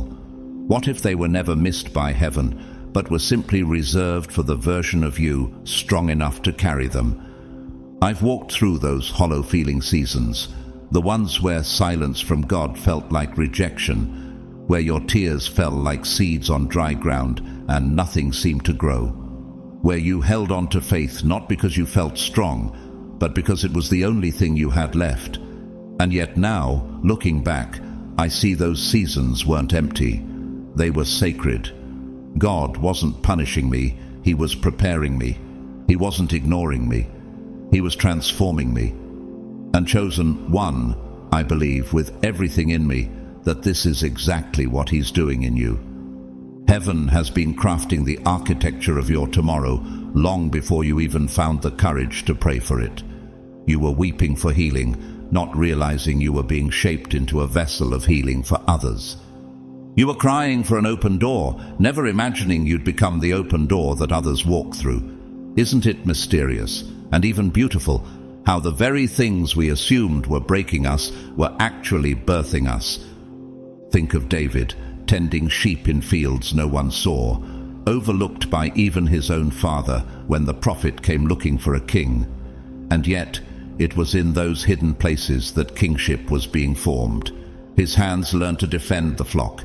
His heart learned how to worship in solitude. And when the time came, he didn't need to audition. He had already been anointed.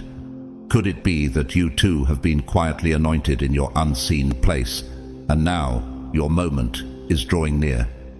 Take the real-life story of Sarah Jakes Roberts.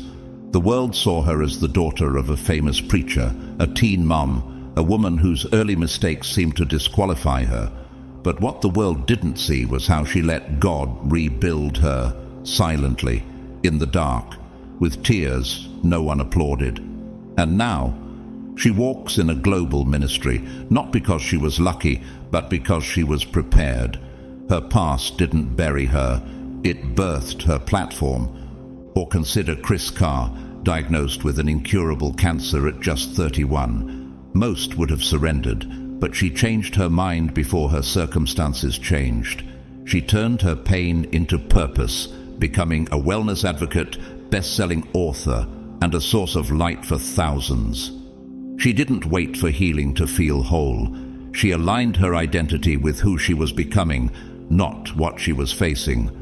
Jeremiah 29 tells us that God has plans to prosper us, not to harm us, but to give us hope and a future.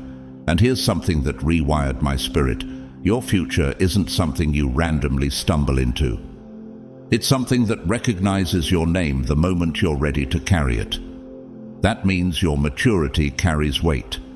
Your transformation makes a sound that heaven responds to. When your identity aligns with God's design, your future has no choice but to open wide. I remember begging God for clarity. I was tangled in disappointment, aching for an answer, longing for direction. But God didn't give me a dramatic revelation. He gave me silence, and in that silence I was reconstructed, piece by sacred piece. Until one day the silence broke, not with fireworks, but with a whisper so tender it shook my soul. Clarity didn't arrive because enough time had passed. It came because I had passed through the furnace of transformation and emerged prepared. So now I gently ask you, chosen one, if this truly is the final 24 hours of your current season, which version of yourself will you choose to honor? Will you cling to the old narrative, the one that questioned your worth, doubted your strength, and feared your own power? Or will you embrace the version of you that was built in fire, shaped in silence, and strengthened in the shadows? Because you're not just stepping into a new season, you are stepping into the fulfillment of everything that once tried to destroy you. You'll speak with a holy authority that changes rooms. You'll walk with a peace that quiets storms. You'll be the answer to the prayers others haven't even dared to speak yet. The future you once begged for, it's now becoming the present you're finally ready to receive. The enemy mistook your delay as weakness, but it was really the womb of your rising. And now, chosen one, if you knew, deep in your bones, that today was the last day you'd ever walk in the shadows, how would you show up in the light? Chosen one, let me tell you something few dare to say out loud.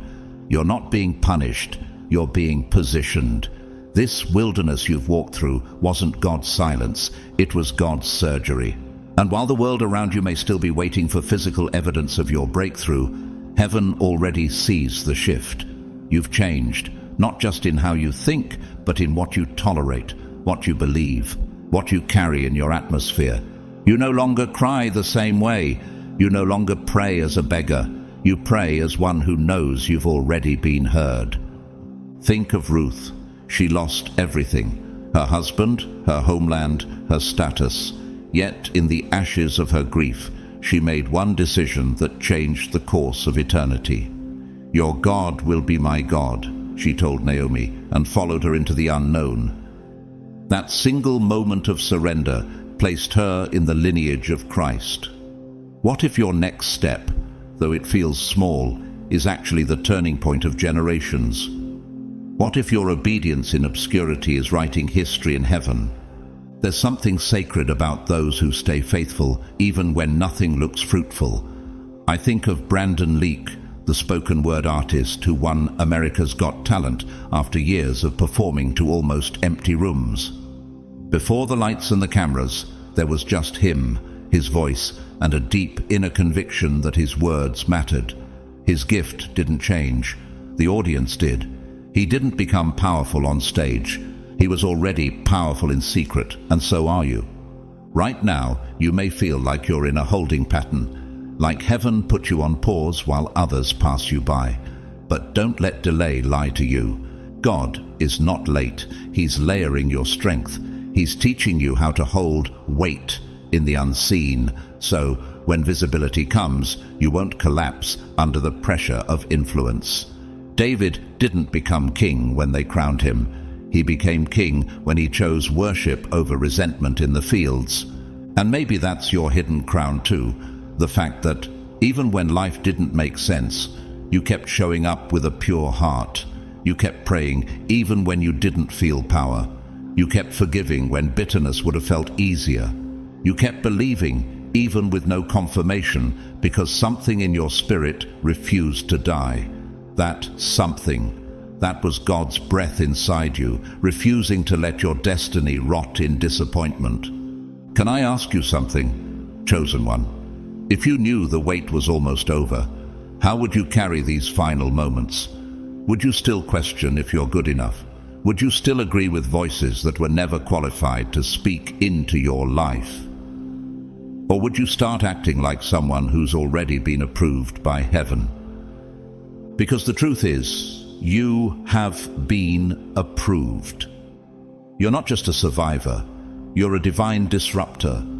You've been trained in loneliness, baptized in fire, and now you walk with an authority that can't be faked. You are becoming the person the battle was always afraid of. That's why the resistance was so strong. That's why the silence was so long. Not because God abandoned you, but because he was anchoring you. So now the question is no longer, when will it happen? The question is, are you ready to carry it? And something tells me, yes, you are. Not because it's easy, but because you finally stopped trying to earn what you were always born to walk in. Chosen one, do you realize what's happening right now? You are standing in the holy collision between preparation and manifestation. This isn't just another day passing by.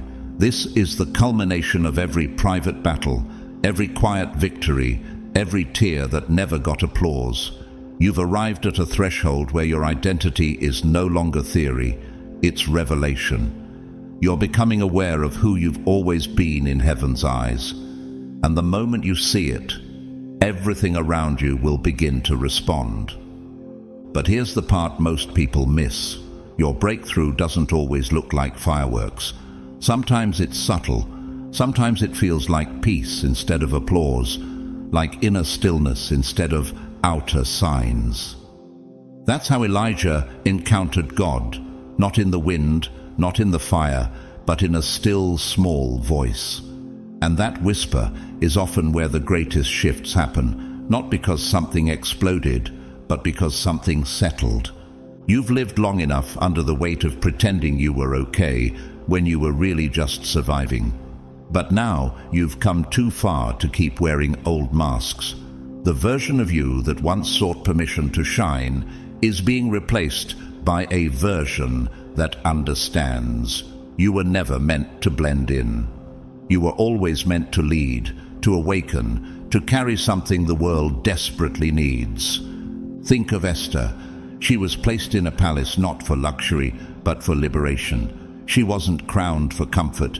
She was crowned for confrontation. And it wasn't until she embraced who she truly was, for such a time as that she saved a nation. Can you feel it? Could this be your "for such a time as this" moment? Could everything you've walked through, every delay, every heartbreak, have been preparing you not just for a breakthrough, but for someone else's freedom too? Real life mirrors this truth. Look at Stephen Bartlett, a young entrepreneur who built a multi-million-dollar company from scratch after being rejected, dropped out of university, and laughed at. He didn't let the voices of doubt define him. Instead, he built his life on unshakable clarity, not because everything made sense, but because he knew who he was becoming and refused to let small minds shrink his vision. That's what you're doing too. You're not just rebuilding your life, you're reclaiming it.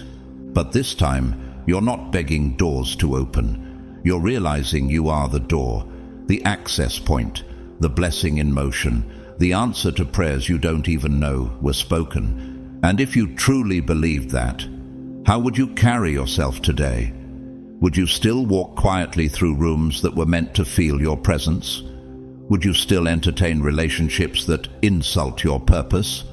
No, chosen one, this is your turning point. The edge where fear gets replaced with fire, where doubt gets replaced with destiny, where hiding gives way to holy confidence. Because this is no longer about surviving the storm. It's about realizing you are the storm, the shift, the sound that signals change.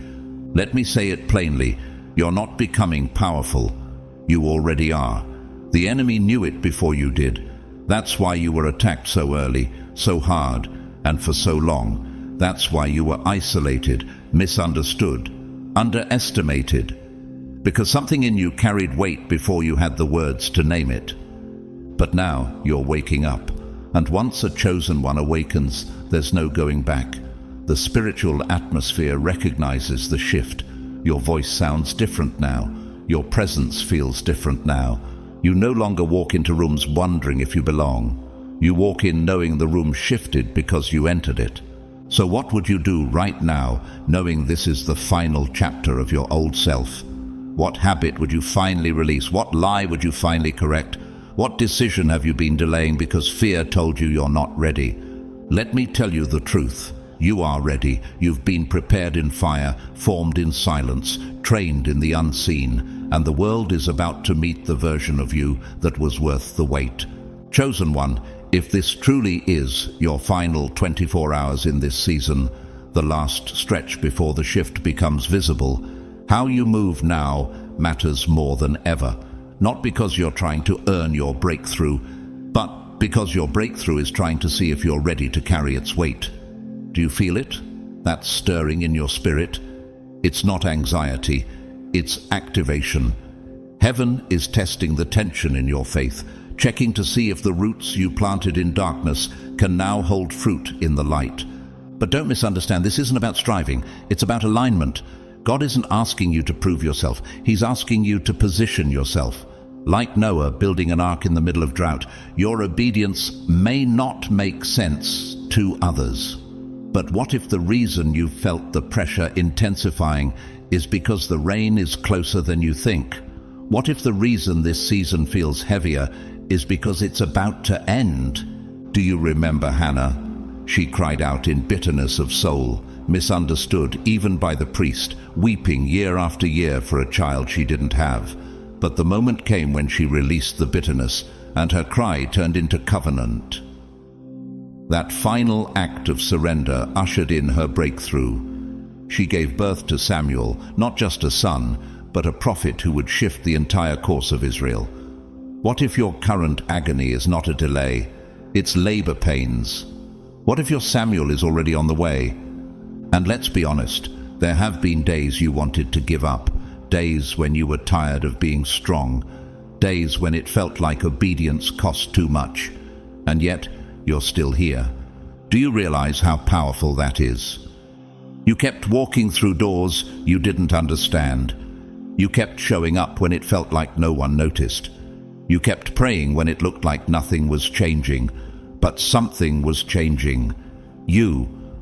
It's the same quiet resilience that carried Howard Schultz, the man behind Starbucks. Born into poverty in a housing project, raised by a family with little hope, he had every reason to settle, but he carried a vision others didn't see. He was willing to sacrifice, to endure rejection, to keep building when the world said no. He wasn't simply creating coffee shops, he was building culture, and he did it because his internal shift came before the external success. That's the key, and that's where you are now. You're not standing in a waiting room, you're standing in a delivery room. Heaven isn't holding back on you. Heaven is waiting for you to hold yourself differently, to speak like you carry purpose, to walk like your steps are ordered, to forgive like the offense can't follow you into the next season, to dream like there are no limits, because there aren't. And the enemy knows this. That's why the warfare intensified right before the shift. That's why people began to fall away, why doors seemed to close, why voices you trusted turned silent. It wasn't a curse, it was a clearing. God didn't remove them to punish you. He removed them to protect your harvest. Not everyone is allowed to witness your next. Can I ask you a deeper question? If you truly knew this was the final 24 hours of your testing, would you still let fear narrate your future? Would you still play small to comfort those who've refused to grow? Or would you rise boldly and unapologetically into who you were always meant to be? You've been anointed for impact, chosen for influence, not the kind the world celebrates, but the kind heaven trusts. You are not just crossing into a new season, you are crossing into a new dimension of yourself. One where you no longer ask for permission to speak, to lead, to rise. One where you finally own your calling without shame, where you stop doubting whether you're ready and start realizing you were born for this. You are standing at the edge of something irreversible. What you do with this final day in this spiritual season will echo, not just in your life, but in the lives of everyone your obedience will touch. Because whether you see it or not, you are the breakthrough in someone else's story. And maybe, just maybe, that's why God couldn't let you quit. Chosen one, the reason this moment feels different, heavier, quieter, more sacred, is because it truly is. This is more than a countdown. This is spiritual closure. Not closure that requires apologies or neat endings, but the kind that comes when your spirit finally outgrows what once felt like home. You've reached the hour where you can no longer shrink back into who you were, not because someone told you to change, but because your spirit refuses to stay small. I remember reaching a moment like this once. I was sitting alone one night, staring at everything that hadn't worked out, relationships that ended without explanation, prayers that still seemed unanswered, dreams that had lost their spark. I felt exhausted, spiritually numb. I whispered, "God, I don't know what else to do." And I didn't hear thunder. I didn't feel fire. But what came next was almost imperceptible, a shift in how I saw myself. Not as someone God had forgotten, but as someone He was forming. That moment didn't erase my questions, but it anchored me. I suddenly knew I wasn't being punished. I was being prepared. And that's what I believe is happening to you now. You're being positioned, not for something small, but for something so weighty, so holy, that only pressure could build the capacity to hold it. Think of how Jesus healed, often with a simple word: get up, see, be made whole. He didn't always explain the process, because the power was in the activation. He spoke straight to the spirit of a person. And I believe He's doing that now with you. You don't need another sign. You need a shift in posture, a decision to believe that the wilderness didn't weaken you. It revealed the warrior within. The enemy hoped you'd stay exhausted, that you'd fall asleep spiritually right before everything changed. But here you are, still standing, still watching, still sensitive to the voice of God, and that is no small thing. You didn't quit when quitting would have been easy. You didn't numb out when silence got too loud. You leaned in, you waited, you became strong in the stillness. Let me share a story that moved me deeply. Soichiro Honda, the founder of Honda Motor Company, failed over and over. His factory was bombed in war. His early inventions were rejected, yet he didn't walk away. He rebuilt from the ground up with oil-stained hands and relentless hope. He wasn't lucky. He was mentally and spiritually transformed through disappointment, and that transformation gave birth to innovation. I saw so much of myself in that story, and I see you in it too. You've been building something invisible inside you, a new lens, a new language, a new identity, and now, even if the environment hasn't changed, you have. That's why I can't go back to the old version of myself, and neither can you. Once you've tasted clarity, confusion loses its grip. Once you've heard God whisper who you really are, every lie starts to sound like noise. You don't walk into rooms asking, "Am I worthy?" You walk in knowing, "I was sent." I think often about Joseph, forgotten in prison, falsely accused. But when Pharaoh called for him, Joseph didn't delay. He shaved, changed clothes, and came forward already dressed for destiny. He didn't wait for confirmation. He was the confirmation. And what about you, chosen one? What would shift if you treated this moment like the invitation you've been waiting for all along? This is your hour of sacred transition, not because the world said it's time, but because your spirit has already moved on. And if you really believed this was the final 24 hours of who you used to be, what would you do differently? Would you still explain yourself to people who never truly saw you? Would you still let insecurity narrate your calling? I've made the mistake of carrying old thoughts into new territory. It delayed my peace. It clouded my vision. But the moment I stopped needing others to recognize what God already confirmed, everything became clearer. And now I move quieter, but with more power. I speak less, but with more weight. And I believe that same authority is rising in you. So walk, chosen one, not as who you were, but as who you've become. The season is closing. The light is rising. The last 24 hours are here, not to scare you, but to prepare you to finally walk as the version of yourself that heaven has been waiting on. Chosen one, when God says you're down to the last 24 hours of this season, He's not talking about time the way the world counts it. He's talking about alignment, positioning, and final obedience.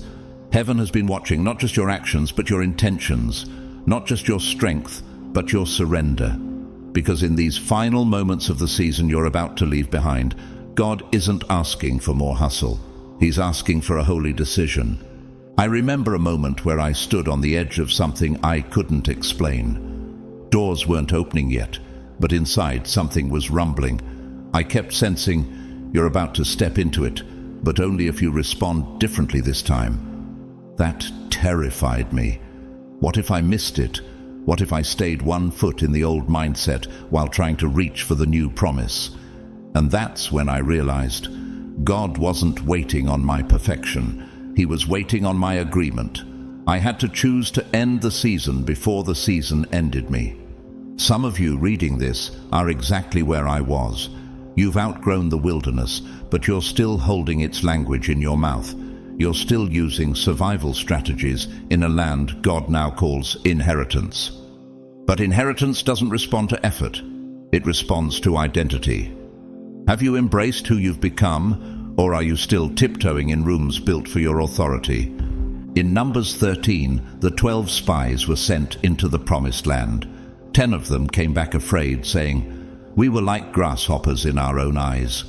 The land was already theirs, but their self-perception disqualified them. And this is the hour where you must ask yourself, are you walking like the season is ending, or are you still living like you're unworthy of what comes next? Look at Haley Moss, diagnosed with autism at a young age. People doubted if she would ever function independently, but she didn't let the labels define her future. She became Florida's first openly autistic attorney. Her mind didn't fit the mold the world expected, but it was exactly the shape God had in mind for her purpose. Her breakthrough didn't arrive when society approved her. It arrived when she stood fully in her God-given identity despite the predictions. And that's what God is calling you into now. Not into the comfort of understanding, but into the boldness of becoming. This next realm isn't about proving anything. It's about revealing everything that's been formed in secret. Your long nights, your quiet healing, your unseen obedience. It was never wasted. It built something eternal in you. You are not crossing into a better version of yesterday. You are crossing into a completely new dimension of promise, and that dimension won't wait for you to feel ready. It responds the moment you say, "Yes, God," even if I'm scared, even if I've never been here before. I say yes. These final 24 hours in this season are a test, but not the kind you're used to. It's not testing how much you can endure. It's testing whether you'll let go of the identity that was only meant to carry you this far.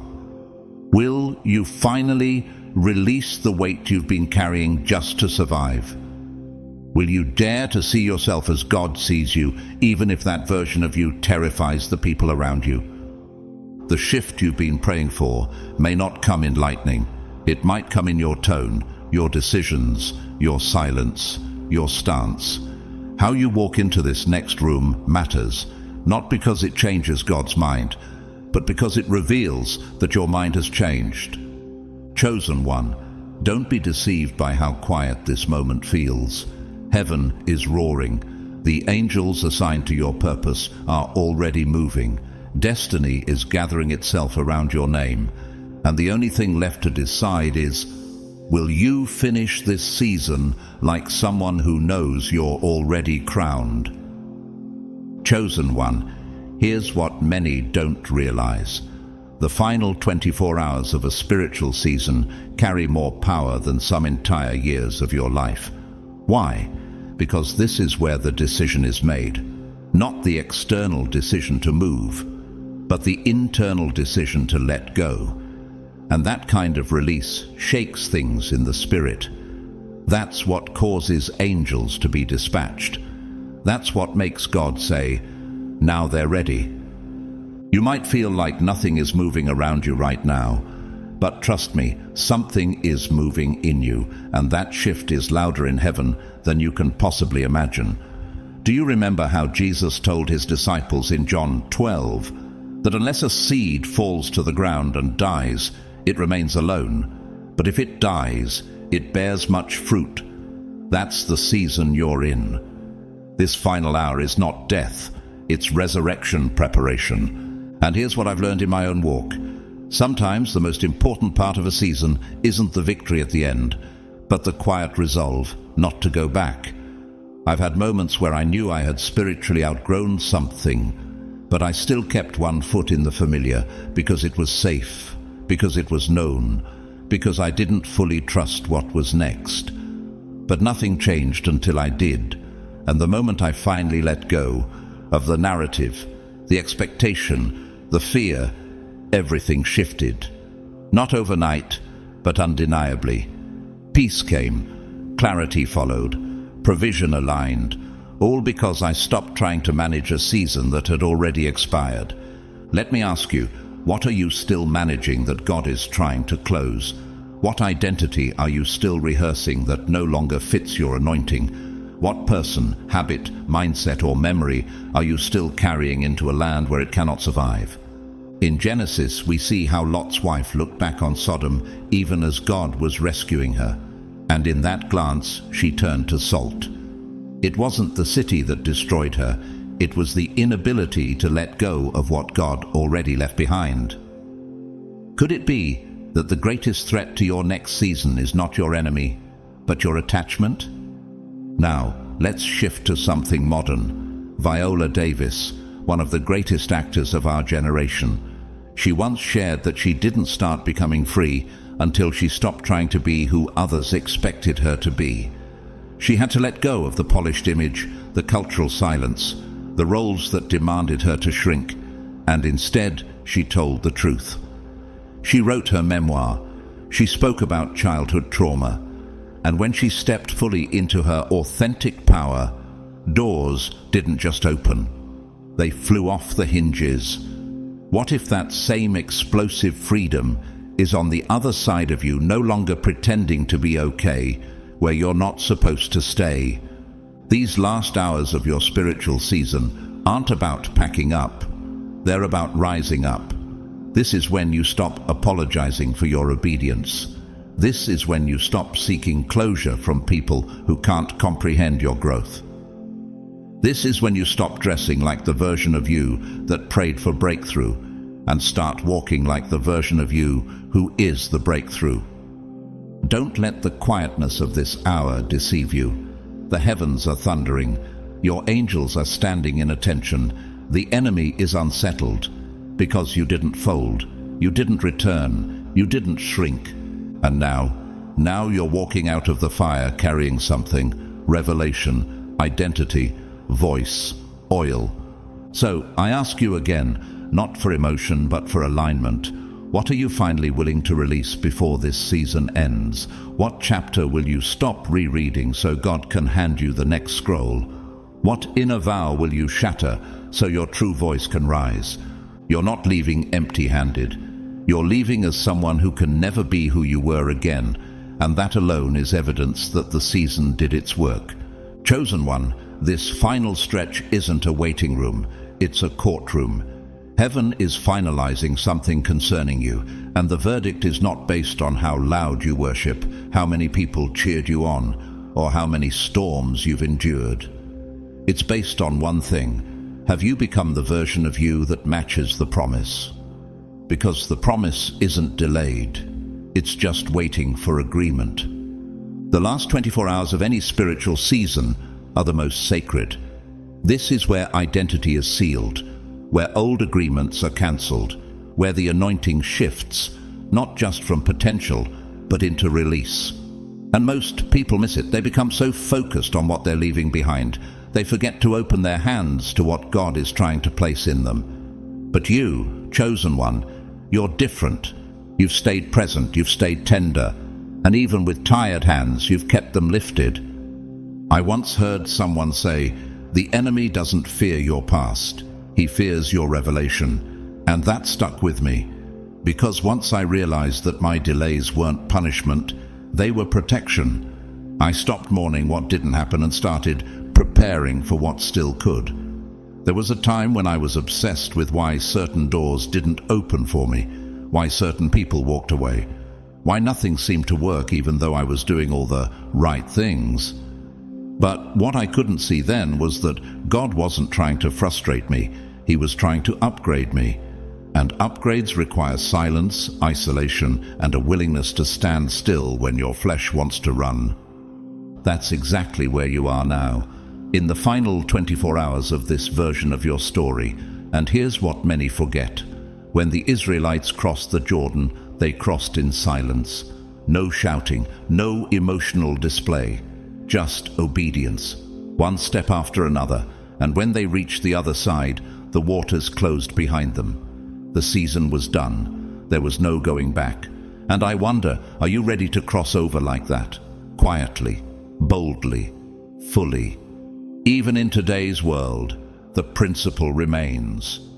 Look at Tiffany Montgomery, a bold voice in today's prophetic generation. She wasn't always known. She had her own wilderness, single motherhood, financial struggle, public battles. But when God called her out, it was because she had proven in private that she wouldn't bend under pressure. Her ministry now disrupts systems. Why? Because she didn't fake her process. She let the season shape her voice. So when her platform came, her oil had weight. And I believe the same will be true for you. God is giving weight to your voice. This next chapter won't require as much explaining. It will be marked by demonstration. People will no longer ask if you've changed. They'll feel it when you walk into the room. You won't have to prove anything. The fruit will speak for you. So, what final vow do you need to break before this season ends? What secret fear is still whispering to you as you prepare to rise? What false humility do you need to cast off so that your true confidence can finally breathe? I'll tell you from experience, What you carry now is too valuable to dilute. I used to downplay my calling to keep others comfortable. I called it kindness. God called it compromise. It wasn't until I let go of the need to be understood that I began to walk in true clarity. And you, chosen one, must do the same. Because these final 24 hours are where heaven takes inventory, not of your intentions, but of your decisions. You've been refined, tested, sharpened, and now, like a sword that's been in the fire long enough, you're ready to be drawn. Not for performance, but for purpose. Not for war, but for legacy. So, stand tall, breathe deep. Let go of what cannot cross with you. The waters are parting. The land is waiting. The season is closing, and heaven is watching. Will you walk like someone who knows you are the fulfillment of what your former self only dared to pray for? Chosen one, what if the final 24 hours of your season are not marked by noise, but by stillness so holy it can only be felt in the spirit? What if your last act in this chapter is not to run, fix, or chase, but simply to stand still and witness the shift? Because make no mistake, the shift is happening. It's not always loud. It doesn't always come with a trumpet blast, but it is sure, it is sealed, and it is spiritual. You may not feel it yet, but heaven is already responding to your surrender. The earth may not shake, but your inner landscape is transforming. God moves loudest in the silence of obedience. There was a time I thought God's movement always looked like elevation or acceleration, something visible, measurable. But now I know, sometimes the biggest move of God in your life is when you finally stop striving and start agreeing with who He says you are. And that's where you are, right now, at the precipice of something irreversible. Do you remember when Mary received the word from the angel that she would carry the Messiah? It happened in a private moment, in a quiet place, far from crowds or recognition. But that one moment changed history. She didn't need the public to confirm what heaven had already spoken. She simply said, "Let it be unto me according to your word." And that, chosen one, is the posture of this final hour. Not desperation, not confusion, just agreement. Because this season is not ending with noise. It's ending with authority. That's why you've been waking up with that strange stillness in your chest. That's why the old battles no longer tempt you to respond. That's why your spirit no longer reacts to what used to shake you. It's not numbness, it's maturity. It's not apathy, it's spiritual elevation. God has rewired your discernment, upgraded your emotional vocabulary, and taught you how to walk with unshakable inner knowing. Take Mo Isom Aiken, the former college soccer star who was being scouted for Olympic-level competition. Behind the scenes, she was walking through deep personal grief, battling suicidal thoughts, and wrestling with God's silence. But it was in the silence that He rebuilt her. Today, she's a bold prophetic voice, helping others walk through pain into purpose. Not because everything went according to plan, but because she surrendered her timeline for God's transformation. And that's what you're doing now, even if you don't fully realize it. These last 24 hours are not an ending, they are a birthing room. The contractions of the past season have pushed you to this edge. The grief, the betrayal, the silence, the delays, they were not a grave. They were a womb. And you are about to emerge carrying something that couldn't have been formed in any other way. So don't be surprised if things feel unfamiliar. Don't be shocked if old relationships fall silent, or if certain opportunities suddenly vanish. That's not rejection, it's recalibration. God is removing anything that might suffocate your next. You've been called to carry something rare, and rare callings often require uncommon separation. I've experienced it myself. Those strange moments where people you thought would always be with you suddenly disappear. At first, it feels like loss, but eventually you realize it was protection. God was not being cruel. He was being precise. He was making room for what He knew you were about to become. So, chosen one, How will you carry yourself in these last hours? With fear or with reverence? Will you second-guess everything God showed you just because the world hasn't clapped yet? Or will you walk in the quiet confidence that comes from knowing heaven already wrote this moment into your scroll? You are not at the edge of ending, you are standing at the gate of release. And even if the trumpets don't blow, even if no one texts you, even if the environment still looks the same, you are not the same. And when you change, everything else has to. The final hour is here. Let it find you ready, not reactive, rooted, not restless, watching, not wondering. This is not the time to prove. This is the time to receive. Because in the realm of the Spirit, where it matters most, you've already crossed over. Chosen one, the last 24 hours of any divine season are never casual. They are prophetic. They are holy. They are heaven's way of finalizing what has been unfolding in the unseen for years. You may feel tired. You may feel quiet. You may even feel unsure. But don't mistake the stillness for stagnation. What you're standing in right now is not inactivity. It's a sacred transfer of authority. In the spirit realm, contracts are being closed. Old assignments are being lifted off your life. Soul ties that once kept you bound are being quietly severed by the hand of God. You don't have to fight them anymore. The war has already been decided in your favor. The battle you've been wrestling with for years, it lost access the moment you surrendered, not the moment you figured everything out. This is the hour where the oil begins to flow in places you didn't even know were dry. This is where spiritual inheritance that was once locked begins to unlock. Not because you earned it, but because you endured long enough to carry it without contaminating it. I remember facing a moment like this not too long ago. I had been praying for years about a promise that hadn't come to pass. I fasted, declared, waited, but nothing visibly changed. Then one night, without warning, I felt something lift. No voices, no vision, just a holy stillness. The kind that makes you feel like heaven just closed one chapter and opened another without needing your permission. In that moment, I knew something had shifted. Not outside, but within. I wasn't begging anymore. I was ready. That's what I believe is happening in you right now. Whether you feel it or not, the weight of the old is lifting. You've cried your final tears over what didn't work. You've mourned long enough for who left, what failed, and what fell apart.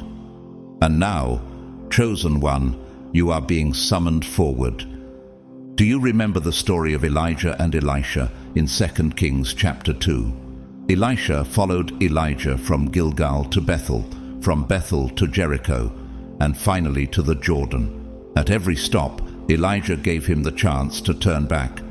But Elisha refused. He said, "As surely as the Lord lives, and as you live, I will not leave you." And because of that persistent loyalty, not to Elijah but to his own prophetic assignment, Elisha received a double portion. But here's the part that moves me most. When Elijah was taken up into heaven, he dropped his mantle. Elisha didn't cry. He didn't delay. He picked it up. And I wonder, are you ready to pick up the mantle being dropped for you in this final hour? You've followed the fire. You've walked through the wilderness. You've been loyal to the word. And now, heaven is offering something more. Not more pressure, not more suffering, but more weight, more voice, more vision. But it's only given to those who can carry it in purity. Even now, I think of Wendy Bird, a former foster child who was told she'd never make it past 18. But she refused to let labels determine her life. She became a counselor, a life coach, and an advocate for children who grew up the way she did. She didn't just survive the season, she became the solution to others trapped in it. She turned her final 24 hours of pain into a lifetime of purpose. That is what you are stepping into now. The days of merely surviving are closing. The hours of hiding are over. This is the season where God doesn't just elevate you, He establishes you, where your name is no longer just whispered in prayer rooms, but echoed in rooms of influence, where the warfare that once tracked you now trembles when you rise. So, what would you do if you knew this was your coronation hour? Would you still doubt your voice? Would you still beg for what heaven has already confirmed? Would you still hesitate when God says, "Go"? You are no longer the version of you that began this journey. You've been baptized in fire, washed in tears, trained in silence, and now you carry kingdom. These last 24 hours are not just about stepping out, they're about stepping into your identity, your assignment, your authority. There is no delay anymore, there is only decision. There is no asking for the door to open. You are the door. Walk boldly, speak clearly, love fiercely, move prophetically, because whether or not the world announces your arrival, heaven already has. Chosen one, if the pressure felt unbearable in this season, it's because you were carrying more than you realized. You weren't just walking through fire for yourself, you were paving the way for generations behind you. The weight, the warfare, the wounds, they weren't signs of failure. They were signs of the size of your assignment. This is why the attacks came so early, why you were targeted in childhood, why certain friendships were never stable, why you always felt just a little different, even in rooms where everyone smiled, because you weren't built for ordinary cycles. You were born for divine disruption. And now, in these final 24 hours, heaven is asking you to stop questioning why it was hard and start recognizing what it made you into. Do you remember Moses? The final night before the Israelites left Egypt was a night unlike any other. It was the hour of the Passover, the moment where obedience was life and hesitation was death. The people of God weren't just being released from a place, they were being launched into a promise. And that final night, when the blood marked their doorposts, was both judgment and protection. Heaven was closing one system and unlocking another. I believe you are in such a night. Spiritually speaking, this is your Passover. This is when the old bondage no longer has permission to follow you. This is when the blood of your obedience marks you for exit. Not just exit from a place, but from a mindset, a way of being, a version of yourself that only knew how to survive. Because the one rising now, that version of you, knows how to lead. I've walked through this kind of night before, quiet, heavy, almost hollow. A night where I knew something was ending, but I couldn't explain it to anyone. A night where nothing dramatic happened in the natural, but I knew in my spirit. This is the last time I will cry over this. This is the last time I will lower myself to be understood. This is the last time I carry this weight alone. And it was. I didn't feel instantly different the next morning, but within days doors began to open. My voice grew bolder. The fog lifted. Because heaven had honored what I chose to leave behind in the final hour. This is your moment too. Think of Jesus in Gethsemane. The garden didn't just precede the cross, it separated the willing from the wavering. He said, "Not my will, but yours be done." And in that one sentence, eternity shifted. He crossed a line, not visibly, but spiritually. And once he crossed it, the arrest came, the betrayal came, the crucifixion came, but so did the resurrection. Sometimes the final test of a season is whether you can say yes to God when the next steps are still invisible. And what if that's exactly where you are? Even in our time, we've seen it. Zhang Yiming, the founder of TikTok, created something no one believed in at first. He was mocked, blocked, rejected, but in the hidden hours, when no one was applauding, he built anyway.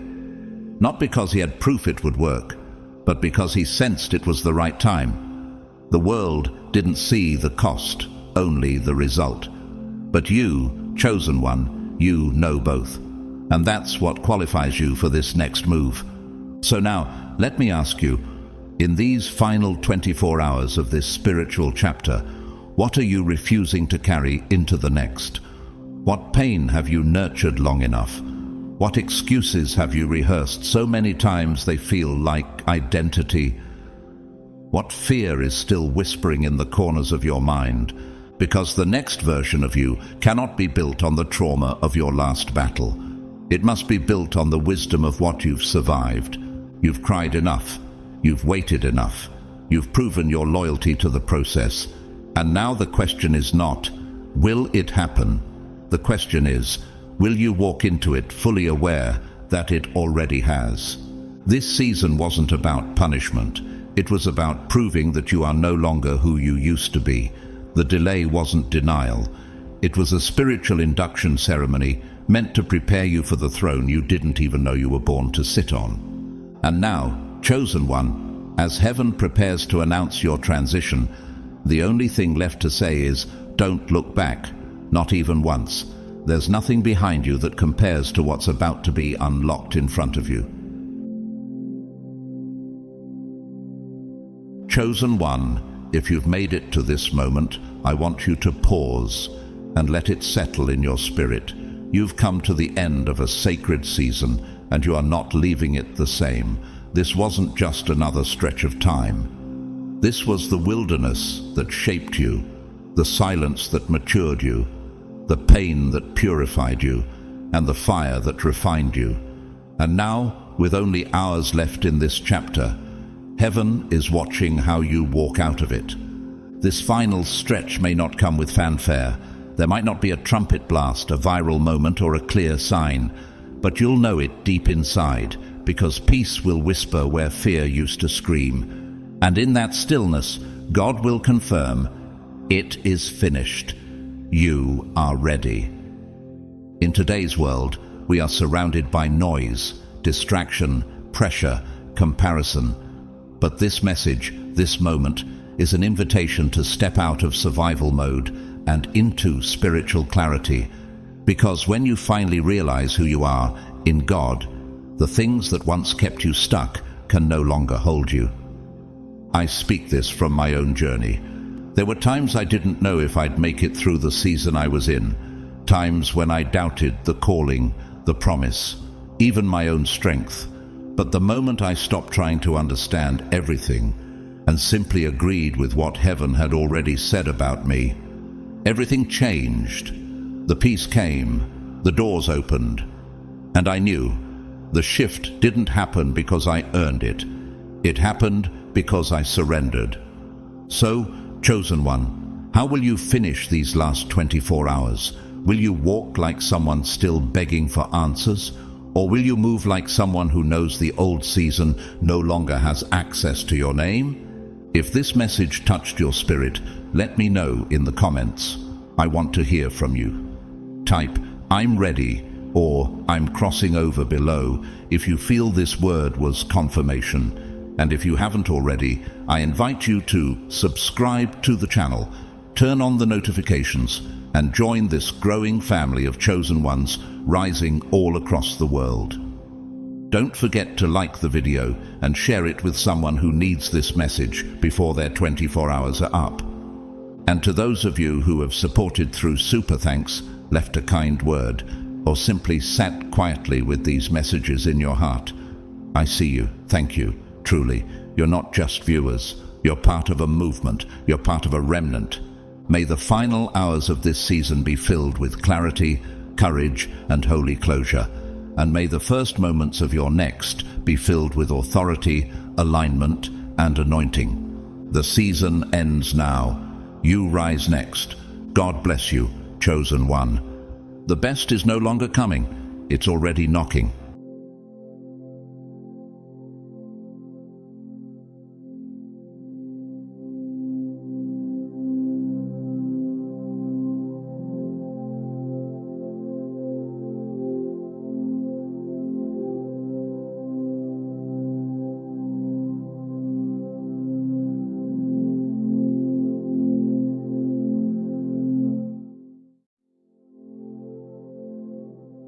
What if everything you've gone through, every heartbreak, every closed door, every season of silence wasn't a delay, but a divine design? What if the pain wasn't punishment, but preparation? Chosen one, listen closely. You are standing at the edge of a supernatural threshold, and once you cross this final line, your life will never look the same again. This isn't just another breakthrough. This is the moment everything shifts. This is the moment you enter the million realm, where the blessings you've only seen in dreams begin to flood your reality. You've always felt it, haven't you? That quiet knowing deep inside, the sense that you were set apart. While others moved through life unaware, you've carried a weight, a calling, a whisper from heaven that said, "You were made for more. You were never ordinary." And now that sacred truth is about to be revealed to the world. Comment 777. Right now, if your spirit is stirring. If something inside you knows this word is for you. And to all of you who've shown love through Super Thanks, your support doesn't just bless this message, it breathes life into a global movement. I see you, I thank you, and I pray 100-fold return over everything you've sown. Because here's the truth no one tells you. Being chosen comes with a cost, but it also comes with an inheritance, one that's not just spiritual, but tangible. Yes, the millions. Yes, the favor. Yes, the divine abundance that has been quietly accumulating on your behalf, just waiting for your obedience to unlock it. So let me ask you this. What if this is the moment all of heaven has been waiting for you to step into? What if this final step is the one that separates the ones who talk about destiny from the ones who live it? Get ready, because what you're about to hear could be the key that opens the door to everything. Let's step into it. Together, God's chosen ones, cross this last line. Your life enters the million realm.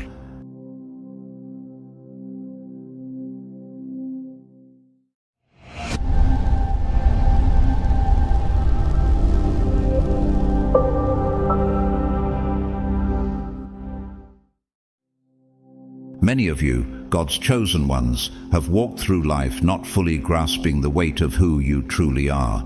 You've carried a quiet power, but for too long, you've underestimated your worth. Have you ever found yourself downplaying your dreams, convinced that prosperity, influence, or financial breakthrough was meant for someone else? Maybe the world convinced you that desiring more made you selfish. But here's a truth the enemy never wanted you to uncover. You were always meant to live in overflow. You're not just here to endure and survive spiritually. You are here to thrive in the physical realm as well. The divine does not separate your purpose from your provision. Just as Joseph was elevated to a position of wealth and power in Egypt after years of betrayal and prison, you too are being positioned to rule, not just pray. And Joseph didn't hoard his abundance. He used it to preserve a nation, to serve others when famine came. In the same way, the blessings that are approaching your life are not merely a reward for your faithfulness. They are divine instruments meant to expand the impact of your calling. You've poured out energy in secret places, haven't you? Developing yourself in silence, obeying when no one clapped, serving even when it hurt. And now all that energy is coming back to you, amplified, pressed down, shaken together and running over, just as Jesus promised in the Gospel of Luke.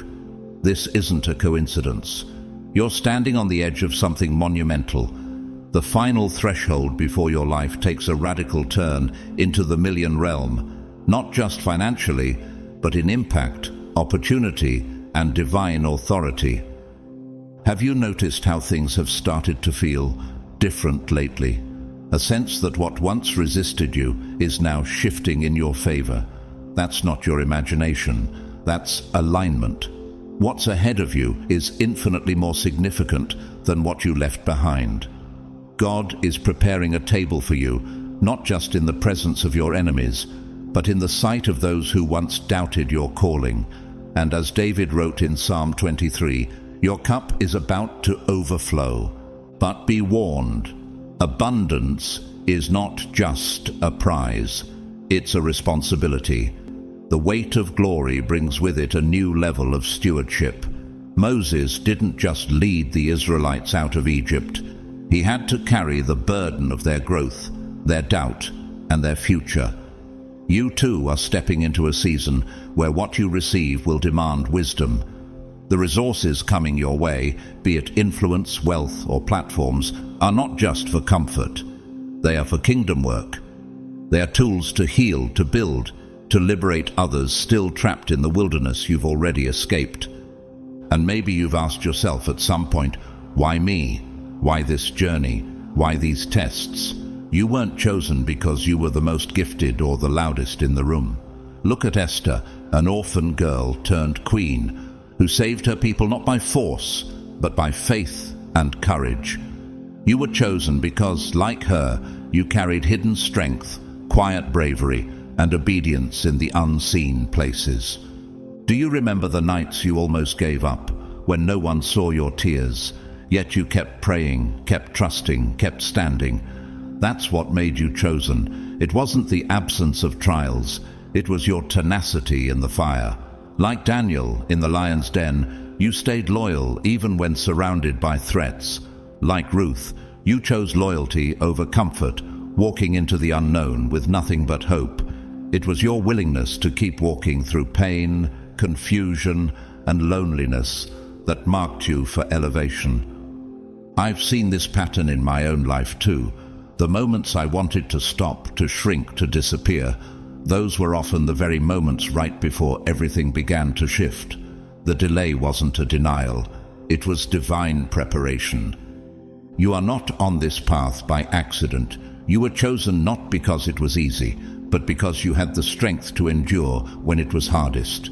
You've crossed so many lines already, lines that broke others. But this next one, this is the last line before everything changes. Your name is being written in new places. Your territory is about to expand. Get ready to step into rooms you once prayed for. Get ready to receive what your past tried to disqualify you from. And as you do, don't forget who you are. God's chosen one, entrusted with more than just wealth, but with purpose, power, and legacy. As one of God's chosen ones, you have endured a path that most would never survive. The trials didn't just knock at your door, they camped there, and still you rose. You've been misunderstood by the very people you once supported, doubted by friends who should have known your heart, and at times quietly envied by those who couldn't comprehend the weight of your calling. Have you ever noticed how some people grew uncomfortable just being in your presence, without you even saying a word? That's because the light you carry speaks louder than any title, and for those still bound by insecurity, your very existence feels like a confrontation. But the isolation wasn't a punishment, it was preparation. Every betrayal, every silent night filled with unanswered questions, every season where you were overlooked and underestimated, they were all divinely designed to mold you. Like David, who was anointed in private long before he ever stepped onto the battlefield with Goliath, you too were prepared in obscurity before the world ever heard your name. Do you see now that those setbacks weren't really setbacks? They were sacred shaping moments. Each wound became a well of wisdom. Every closed door became a classroom. What you thought was delay was actually divine timing. And now heaven is ready to restore and reward. The blessings coming to you will not only match your pain, they will surpass your imagination. Just as Job received double after his trials, you too are stepping into divine compensation. Not because you begged for it, but because you endured with faith. Still, don't be fooled into thinking this is only about your personal gain. You weren't chosen just to collect wealth. You were chosen to carry it with sacred purpose. Why do you think your struggle was so prolonged? Why do you think the pressure was so intense? It's because your blessings aren't just yours. They're tied to generations, communities, movements. The calling on your life isn't small. It's kingdom-sized. That's why the fire had to be hotter. because the mantle you carry is heavier. Think of Queen Esther again. She didn't receive her royal position so she could live in comfort. She was placed there to rescue an entire people. Her rise wasn't for applause, it was for impact. You are walking that same path. The resources that are coming to you, whether financial, relational, or spiritual, are not random. They are divine strategies placed in your hands to rebuild what was broken and to elevate others who still feel stuck in the pit you've already escaped. And if the world has tried to tell you that you must choose between spiritual depth and material abundance, it has lied. The lie that holiness means lack is crumbling before your eyes. You are the proof that divine alignment brings divine overflow. The wealth being drawn to you isn't greed, it's growth. It's not vanity, it's victory. Scripture reminds us in Deuteronomy that it is the Lord your God who gives you the power to produce wealth. And that power is not for selfish indulgence, but for covenant fulfillment. You've cultivated this abundance not through manipulation, but through maturity. While others sought shortcuts, you sought stillness. While the world chased quick success, you dug deep into spiritual alignment. That's why your harvest will be different. Your millions are not the end goal. They are the tools you will use to build, to bless, and to awaken others to their purpose. Have you paused lately to reflect on just how far you've come? To recognize that every scar carries the fingerprint of God's faithfulness, that the fire didn't burn you, it refined you. You're not just entering a season of abundance. You're entering a realm of divine rulership. Your life is no longer a whisper. It's about to become a declaration. From this point forward, everything begins to shift. You are not the same person who once doubted, who once played small, who once asked for permission to be seen.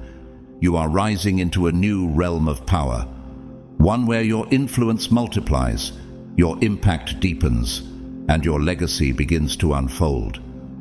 This is not survival, this is supernatural thriving. And the world will soon witness the glory of your transformation, not for vanity, but for victory, not to impress, but to illuminate.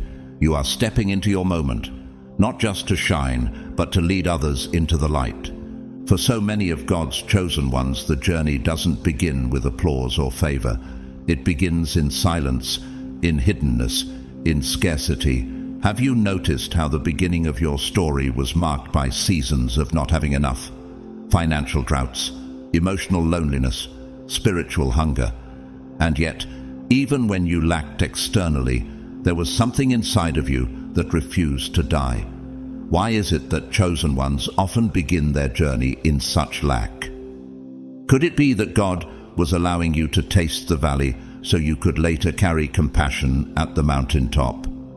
This season of scarcity was never a punishment. It was sacred preparation. Think of the Israelites wandering the desert. For 40 years they lived with just enough. Manna for the day, water from rocks, shoes that didn't wear out. They weren't abandoned, they were being conditioned. God used that wilderness to shape their identity, to purge them of the slavery mindset so they could carry the promised land with honor. In the same way, your seasons of going without were not evidence of failure. They were evidence of divine formation. You were being trained. Scarcity taught you the value of contentment. Lack trained your eyes to see miracles in small things. And while others developed entitlement in abundance, you were learning wisdom in struggle. Isn't it interesting how deeply you now appreciate the things that others take for granted? That's not a coincidence. It's a sign of your spiritual maturity. And now, everything is shifting. The scarcity that once defined your circumstances is being replaced by divine surplus. But this is not a random change. It's a revelation. Your mindset is being upgraded. You're shedding the layers of limitation and stepping into the reality of limitless provision. Just as Elijah saw the cloud the size of a man's hand and knew the rain was coming, you too are starting to see subtle signs, conversations that shift unexpectedly in your favor, doors that were previously sealed now swinging open, resources flowing where there was once only dryness. Do you sense it? That quiet but undeniable hum of divine abundance approaching? This transformation rarely happens overnight. It unfolds layer by layer, like the turning of a page in a sacred book. But if you pay attention, you'll realize the pages are turning faster now. Your reality is responding to the internal shift that's already taken place. Your energy has changed. Your posture has changed. The world is starting to respond to who you've always been. God's chosen, not hidden, not forgotten, but prepared for such a time as this. Think of how Ruth went from gleaning leftover barley in a stranger's field to owning that field as Boaz's wife. Her entire life changed, not because she forced her way into abundance, but because she remained faithful in the field of scarcity. That's your story too. You stayed when others left. You praised when others complained. You obeyed when the reward wasn't in sight. And now is the time of harvest. People may begin to say that you're lucky, that things are suddenly easy for you, but they'll never understand the cost behind the glow, the years of hidden obedience, the tears you cried while still showing up, the way you gave when you had almost nothing to offer. That's the kind of soil where true abundance takes root. You are stepping into the energy of abundance, not just financially, but in relationships, influence, joy, and spiritual authority. What once took you years will now happen in weeks. What once seemed unreachable is now drawn to you naturally. Do you feel that? That sense that the old struggle is losing its grip on you. But even more powerful than the blessings themselves is your readiness to carry them. That's what separates you from the rest. You're not just willing to receive, you are ready to be responsible. You know this abundance isn't for ego, it's for elevation, not for show, but for service. This is your divine transition, from not enough to more than enough, from overlooked to ordained, from survival to overflow. And the most beautiful part, the world is about to see what God has always known about you.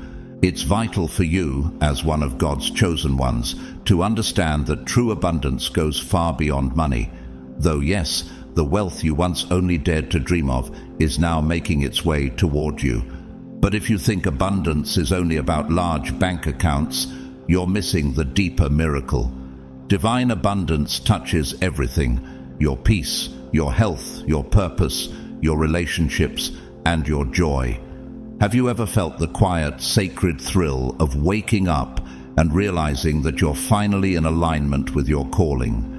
That your days aren't driven by survival, but by significance? That's abundance.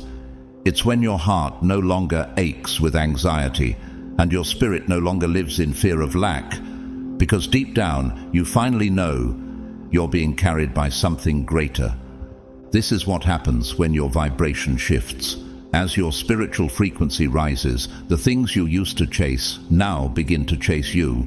You're no longer begging for opportunities, they're looking for you. You're no longer striving to be seen, you're glowing with a presence that cannot be ignored.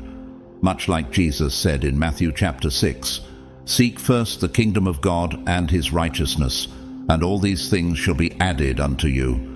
You've done the seeking, and now it's your time for the adding. But here lies one of the most critical spiritual lessons you must now embrace. You must release fear, not just surface fear, but the deep buried fear that abundance could be temporary, that maybe it's too good to be true, that it could slip away. Can you recognize that voice? It's the voice of the old mindset, the voice of the wilderness. But you are no longer in Egypt. You are walking into the promised land. Fear of not having enough, gone. Fear of losing what you've been given, powerless now. Fear that you'll wake up one day and find it all was a dream. That fear is a lie. The truth is, as one chosen by God, your supply isn't random, it's righteous. Your provision isn't accidental, it's covenant. Just as God provided manna daily for his people in the desert, not once, not occasionally, but every single day. He will provide for you. The heavens are not stingy. The universe under divine command is conspiring for your highest good. And in case you still need a reminder, you've already earned this, not through perfection, but through perseverance, not through ease, but through endurance. Everything you've endured, the rejections, the delays, the nights spent questioning your worth, those were not signs of failure. They were the proof of your preparation. You didn't just wish for abundance, you were being forged for it. Think about someone like Viola Davis. Her early years were marked by extreme poverty, hunger, and shame, but she didn't let scarcity define her. She carried that pain, transformed it into purpose, and eventually stood on stages that once felt unreachable. And now, with awards in her hands and impact in her voice, she uses her abundance to uplift others. That is what chosen abundance looks like, blessing not just yourself, but every soul connected to your mission. This is your inheritance, chosen one. Not just a financial shift, but a soul shift, a generational shift. You are breaking cycles, not only for yourself, but for those who will come after you. That's why this moment feels so weighty, because it's holy. You are not just stepping into abundance, you are stepping into legacy. So now, as your life begins to reflect everything you once prayed for, peace in your mind, clarity in your path, favor in your finances, let go of every belief that once whispered, "Not enough." Let go of the lie that you must struggle to be holy. Let go of the fear that says this is temporary. You are no longer living in fragments. You are being made whole. This chapter marks the beginning of your divine era, a chapter not defined by chasing, but by attracting, not by fear, but by trust, not by scarcity, but by supernatural overflow. And as you fully embrace this shift, don't be surprised when miracles feel normal, when breakthroughs arrive unannounced, and when dreams you buried begin to bloom without effort. This isn't coincidence. This is covenant. You've reached the moment you were born for. Welcome to your inheritance. Welcome to your divine abundance. Watch now as heaven manifests everything you thought was too far away. It's all yours, because you are His. What truly distinguishes you as one of God's chosen ones is not just your gifts, your resilience, or your ability to endure. It's your unshakable faith, that quiet, powerful faith that held firm even when there was no physical evidence to support it. When doors were closed, when prayers seemed unanswered, when everything around you whispered, "Give up," you still believed. Why? Because somewhere deep inside, you always sensed that your life was being orchestrated by something higher, something holy. And now, as you approach the threshold of your greatest manifestation, the dreams you've nurtured in silence, the abundance that was written into your destiny from the beginning, that same faith must not only continue, it must expand. Have you ever wondered why your path demanded such deep trust? Why the evidence was withheld just long enough to make belief a choice rather than a reaction? It's because faith, real faith, doesn't wait for signs. It creates them. Think of Abraham, who was called the father of faith, not because he saw the fulfillment immediately, but because he believed God's promise even when it seemed impossible. He looked at the stars, childless, yet held the vision of descendants as numerous as the sky. That's the kind of belief that shifts atmospheres, and that's the kind of belief that has carried you. Now, in this moment, this sacred edge between preparation and fulfillment, your faith becomes the key that unlocks the realm of miracles. It's not enough to hope vaguely for abundance. You must believe with every fiber of your being that the millions, the prosperity, the peace, the joy, and the overflow are not only coming, they already belong to you. This isn't wishful thinking, it's spiritual inheritance. Scripture reminds us in Hebrews 11 that faith is the substance of things hoped for, the evidence of things not seen. In other words, your belief is not the absence of reality, It is the birthplace of it. Chosen one, your faith has already accomplished more than you may realize. Have you taken time to reflect on the storms you've already weathered, the odds you've shattered, the silent battles you've won with nothing but trust in your heart? When you had no plan but still moved forward, wasn't that faith? When you were overlooked but didn't retaliate, wasn't that belief in a higher justice? When you sowed seeds in seasons of lack, wasn't that a declaration of trust?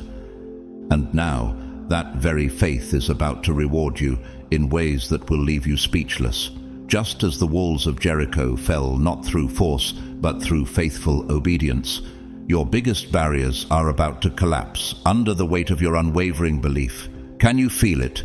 That inner shift where doubt begins to lose its voice and hope rises louder. But let's be honest, there will still be moments when doubt creeps in. Even Jesus in the Garden of Gethsemane felt the weight of what lay ahead and cried out in anguish. Faith doesn't mean never feeling fear. It means choosing to move anyway, knowing that God walks with you through the fire. And like Shadrach, Meshach, and Abednego, you'll find that the fire doesn't burn chosen ones. It purifies them. It reveals their true nature. I remember hearing the story of Sarah Jakes Roberts, who faced public failure, teen pregnancy, and shame early in her life. Many dismissed her, but through relentless faith, she rose into her calling. She believed that her story wasn't over, and now she leads millions into healing and purpose. That same kind of restoration and rise is available to you because your faith has been refined in fire. And here's the beauty. Your faith is no longer fragile. It's fortified. You've walked through the valley of the shadow of death, and now you fear no evil. You've seen God sustain you with just enough, and now you're ready to steward more than enough. This is the moment where belief turns into breakthrough, where trust births transformation, where the unseen becomes undeniable. As you take this final step into the fullness of your destiny, let your faith roar louder than your fear. Let your memory of past victories be the fuel that pushes you forward. You are not the person who started this journey. You are stronger, wiser, and more aligned than ever. And this time, your belief won't just carry you through the storm, it will usher you into the promise. As you prepare to cross into the realm of abundance that has always been written into your destiny, it's vital to understand that faith isn't just a key, it's the door itself. The spiritual realm doesn't respond to effort alone, it responds to frequency. And your frequency, your belief, has remained unshaken, even in moments when everything around you looked like it was falling apart.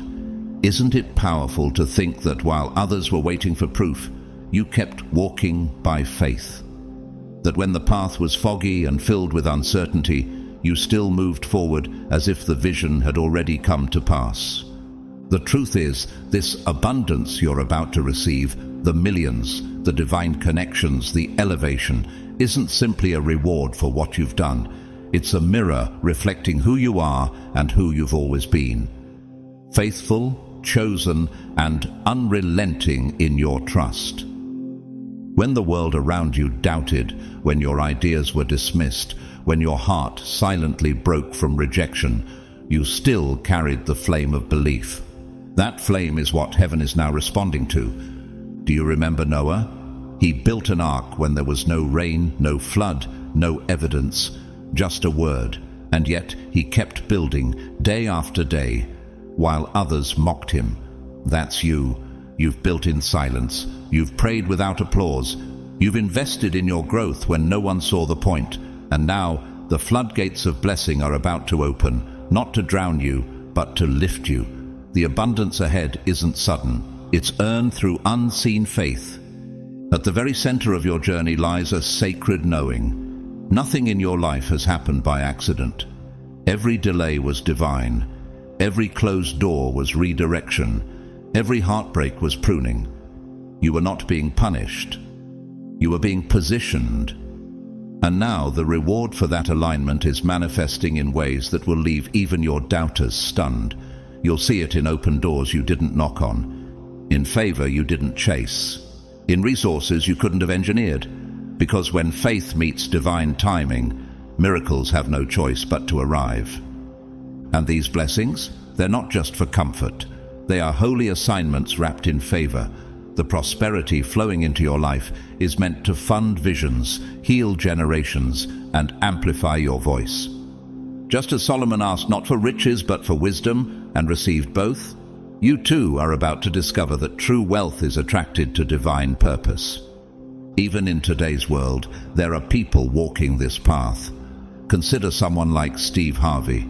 Once homeless, sleeping in his car, laughed at for his dreams, yet he stayed loyal to his calling. He believed in his anointing, even when there was no applause. And now, his abundance isn't just financial, it's generational, purposeful, and deeply spiritual. That kind of rise only happens when faith refuses to die. So, chosen one, hear this. You have already won the battle that mattered most, the battle to keep believing. Now your external world must align with your internal truth. The millions coming your way are not random. They are recognition. They are heaven's confirmation that your vision was never delusional. It was prophetic. Hold tightly to your faith now, not because it's hard, but because you're so close to the breakthrough you once cried for, so close to the moment where your one day becomes today. This is not the end of your journey, it's the birth of your reign. Your story is about to shift from survival to supernatural overflow, and what's coming is far beyond wealth. It's influence, legacy, impact. The world is about to witness the extraordinary unfold in your life. Not just because of what you did, but because of who you are. You are chosen, you are trusted, and now you are rising. To truly rise into the wealth and prosperity that now await you, chosen one, you must do more than receive blessings. You must become abundance. That begins with fully embracing the mindset that abundance is not something you chase. It's who you are. What if the only thing standing between you and everything you've prayed for isn't a lack of opportunity, but a lingering belief that you're still unworthy to receive it? This moment, right now, is your invitation to let go of those outdated thoughts.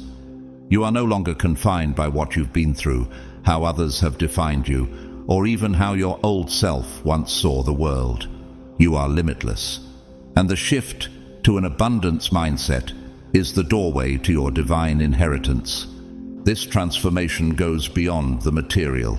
It's not just about money, it's about identity. An abundance mindset means you believe, at the core of your soul, that the universe is not limited, that God's supply is not scarce, that blessings are not a competition. Think of the loaves and fishes in the hands of Jesus. What started as barely enough fed thousands, and there were baskets left over. That's what happens when the divine touches what you have. Scarcity becomes surplus. Desperation becomes overflow. Do you realize that you are already connected to this same divine flow? As one of God's chosen ones, your life is hardwired into the current of provision. You don't need to fight, hustle, or strive like the world taught you. What if you could simply align and attract instead of chase? This isn't just a luxury. It's not for the lucky few. This is your birthright. You were born for abundance. It was written into your destiny before you took your first breath. In Romans chapter 8, verse 28, we're reminded that all things work together for good to those who love God, to those who are the called according to his purpose. And that includes you. The pain, the closed doors, the long nights. They weren't detours. They were divine setups. Every delay was preparing your spirit. Every heartbreak was softening your heart to receive. Can you see now how even the losses were leading you here? You are standing on sacred ground. This is the beginning of your overflow season, and adopting an abundance mindset is the key that unlocks every part of it. Because when you believe that there is more than enough, you stop shrinking. You stop apologizing for wanting more. You stop questioning if you're too much for others. You realize that the Creator of the universe made you in His image, and He is not lacking in anything. But abundance doesn't stop at wealth. It is holistic. It encompasses love, healing, peace, joy, purpose, creativity, freedom, and divine timing. Have you noticed how the more aligned you become, the more effortlessly things start to flow? The right people show up, the right doors open, the right answers reveal themselves, not by force, but by faith. That's not coincidence. That's spiritual alignment. And when things feel delayed, remember, even Joseph had to sit in prison before he was elevated to rule over Egypt. Yet when God opened that door, everything changed in a single day. One moment of divine alignment can do what years of effort never could. That is the power of this mindset. You stop measuring time and start trusting timing. Ephesians 3:20 declares that God is able to do exceedingly abundantly above all that we ask or think. Take a moment. What have you dared to ask for? What dreams have you quietly held in your heart, thinking they were too big, too bold, too much? God says they're not even close to all He has in store. His abundance is greater than your imagination, wider than your vision, deeper than your prayers. Chosen one, you are now in the realm where miracles begin to look like daily life, where peace is no longer a fleeting moment, but a lasting state, where love finds you, favor surrounds you, and resources chase you down. This is the life that awaits you when you surrender to the truth. You were made for more. Let go of the scarcity lens. Say goodbye to survival thinking. Walk boldly into this next chapter, knowing that lack no longer belongs in your story. You are not here to barely get by. You are here to demonstrate what divine abundance looks like in human form. Now pause, chosen one, and reflect on this. What if gratitude is the secret key that unlocks not just what you need, but more than you dared to dream? The power of gratitude is not just emotional, it is spiritual law. Gratitude is not a passive feeling. It's not reserved only for the big wins. It's an active force, a daily choice, a sacred rhythm that aligns you with the heartbeat of heaven. When you choose to give thanks, even when the blessing is small, even when the promise hasn't yet materialized, you're declaring, "I trust you, God, even now."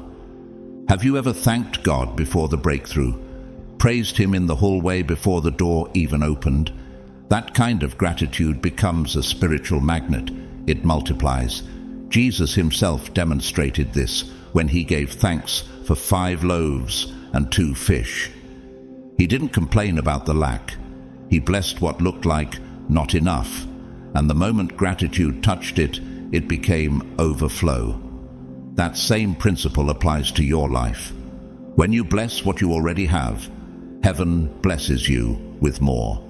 As 1 Thessalonians chapter 5 verse 18 tells us, "In everything give thanks, for this is the will of God in Christ Jesus for you." In everything, not just when it's easy, not just when you feel like it, but in everything. Gratitude is not just a good habit, it's divine alignment. When you thank God in the storm, you're testifying that your peace is rooted not in what you see, but in who you know He is.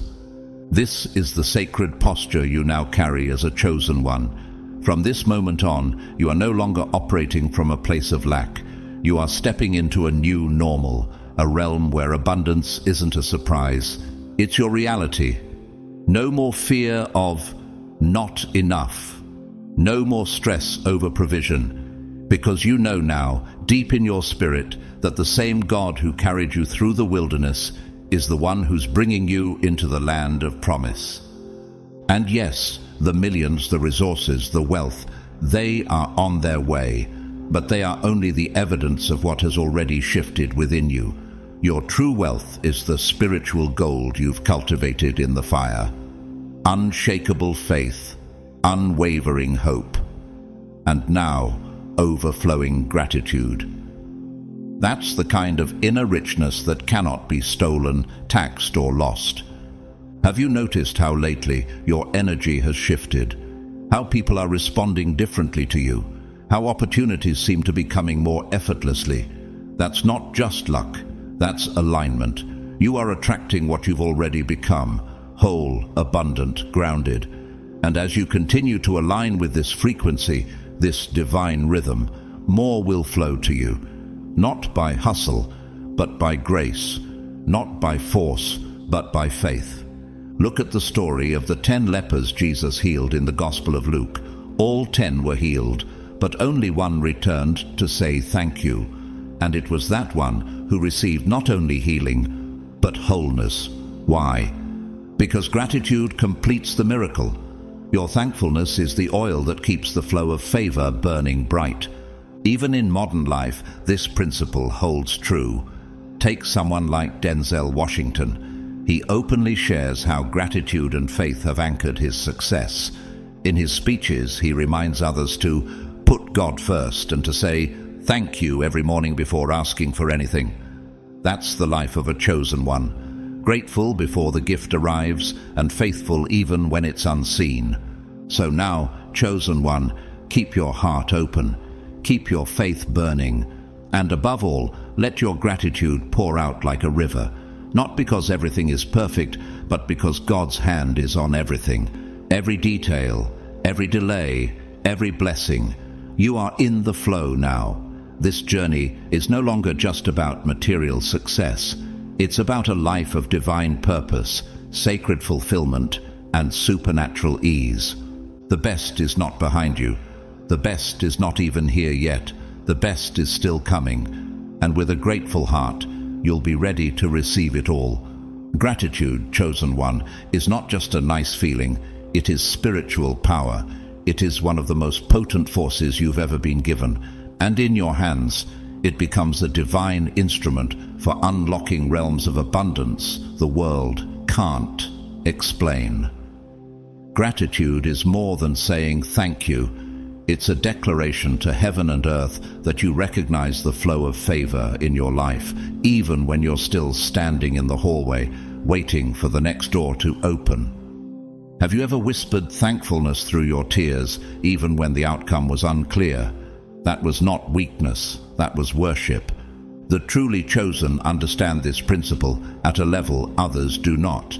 That's why, even during your hardest seasons, you didn't collapse into bitterness.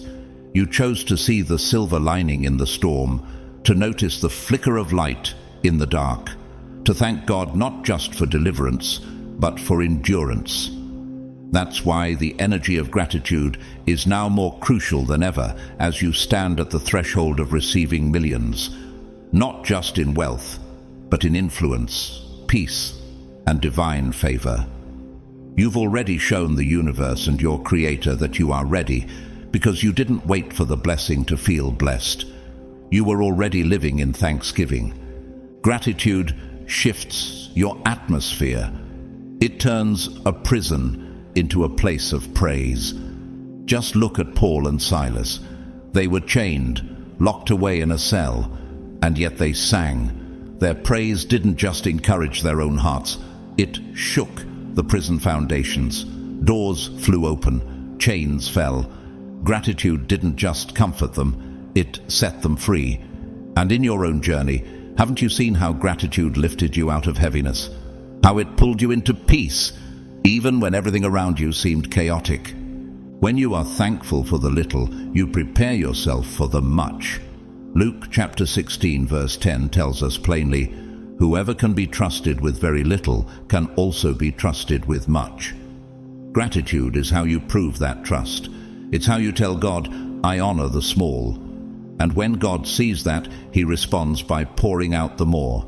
Your gratitude has made you trustworthy. Think of it like this. Each time you said thank you for the breath in your lungs, for the quiet meal, for the unexpected smile, for the answered prayer that didn't come how you expected, you are planting seeds. Seeds of faith, seeds of spiritual maturity. And now those seeds are about to bloom into a harvest so abundant, even your past self wouldn't believe it. Philippians 4:6 gives you the divine formula for overflow.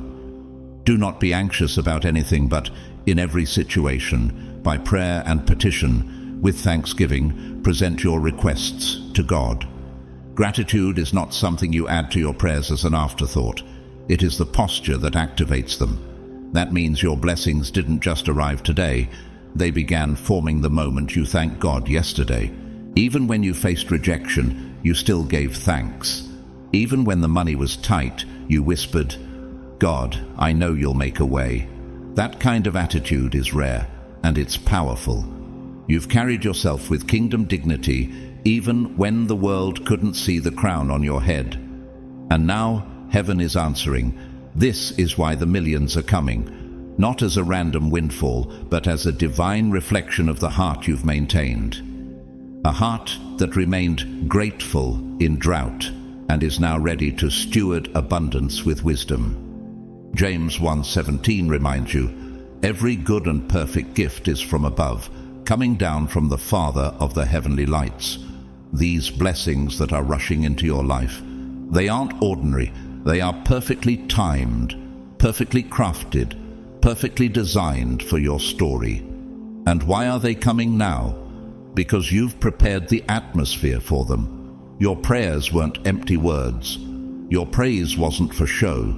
Your gratitude has been the incense rising to heaven, and now the rain is falling. Chosen one, think back. How many times could you have given up, but instead you chose to thank God for the strength to keep going? How many moments could have turned you bitter, but you chose to bless instead? Those moments mattered. Heaven saw. And now you are reaping what your gratitude has sown. You are not just receiving abundance, you are walking into a divine harvest, one that was nourished by every tear, every prayer, every whispered thank you in the dark. As you cross into this sacred new phase of financial prosperity, chosen one, let gratitude remain your foundation. Don't just see it as a practice, embrace it as a posture, a way of life. Gratitude is the spiritual anchor that will keep your soul steady when millions begin to pour into your hands. Why is this so important? Because wealth without gratitude becomes dangerous, but wealth held by a grateful heart becomes divine. Your consistent thanksgiving is what keeps the flow of heaven open over your life. Each time you acknowledge the source of your blessings, you invite even greater abundance into your world. Gratitude is not just about being thankful for what has arrived. It's about preparing your spirit for what is still coming. And what's coming is limitless. Have you considered that there is no ceiling on what God can do through you? No boundary on the provision available to a surrendered vessel. Psalm 84:11 reminds us that no good thing will he withhold from those who walk uprightly. That means the only limit is your capacity to believe, to receive, and to remain rooted in gratitude. Your destiny is not tied to numbers, it's tied to purpose. And the more you remain thankful, the more heaven entrusts into your hands. Yes, the millions are coming, but so are doors you didn't knock on, partnerships you never pursued, ideas that multiply overnight, healing in places you forgot were wounded. This is what happens when you live in gratitude. You become a magnet for miracles. So never stop giving thanks, not just for the big breakthroughs, but for every penny, every open door, every conversation dripping with favor. When you thank God for the little, you train your heart to steward the overflow. And as you remain faithful in gratitude, you'll find that the river of abundance doesn't just visit, it dwells. Think of the one leper in Luke 17 who returned to thank Jesus after being healed. 10 were healed, but only one came back in gratitude, and he was the one who was made whole. Gratitude didn't just bless him, it completed him. And the same is true for you. Your gratitude won't just attract wealth, it will seal your wholeness. This is only the beginning. The abundance before you is not a one-time event. It's the opening of a lifelong covenant, and your thankfulness is what keeps that covenant alive. Every time you express appreciation, you're telling heaven, I'm ready for more. And heaven responds. So continue, chosen one. Keep your spirit wide open. Let your prayers echo with thanksgiving. Thank God for the millions already written into your story. Thank Him for the clarity to use them well. Thank Him for the strength to carry this calling. Because this isn't just about wealth, it's about witness. You're not just being blessed, you're becoming a blessing. You're not just receiving abundance, you're walking into divine impact. And your gratitude is the oil that keeps the fire of purpose burning bright. Having millions in the bank, chosen one, is merely the surface of what God has prepared for you. While that financial abundance is real and on its way, it's not the highest form of wealth.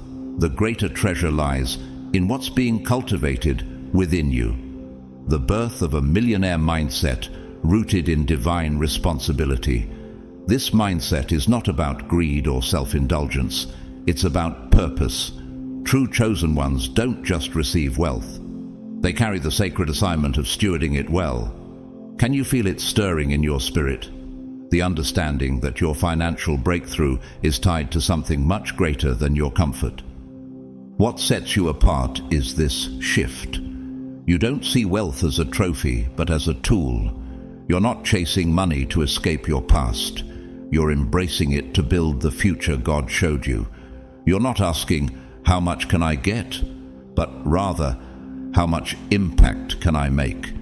That's why God is preparing you, not just to receive, but to reign with wisdom. Your prosperity is not about flaunting, it's about funding transformation. It's about blessing those who once ignored, judged, or misunderstood you. Just like Joseph, who went from the pit to the palace, your journey is not just about rising, it's about rising for a reason. When Pharaoh handed Joseph the keys to Egypt's wealth, it wasn't for Joseph's vanity. It was so he could feed nations during famine.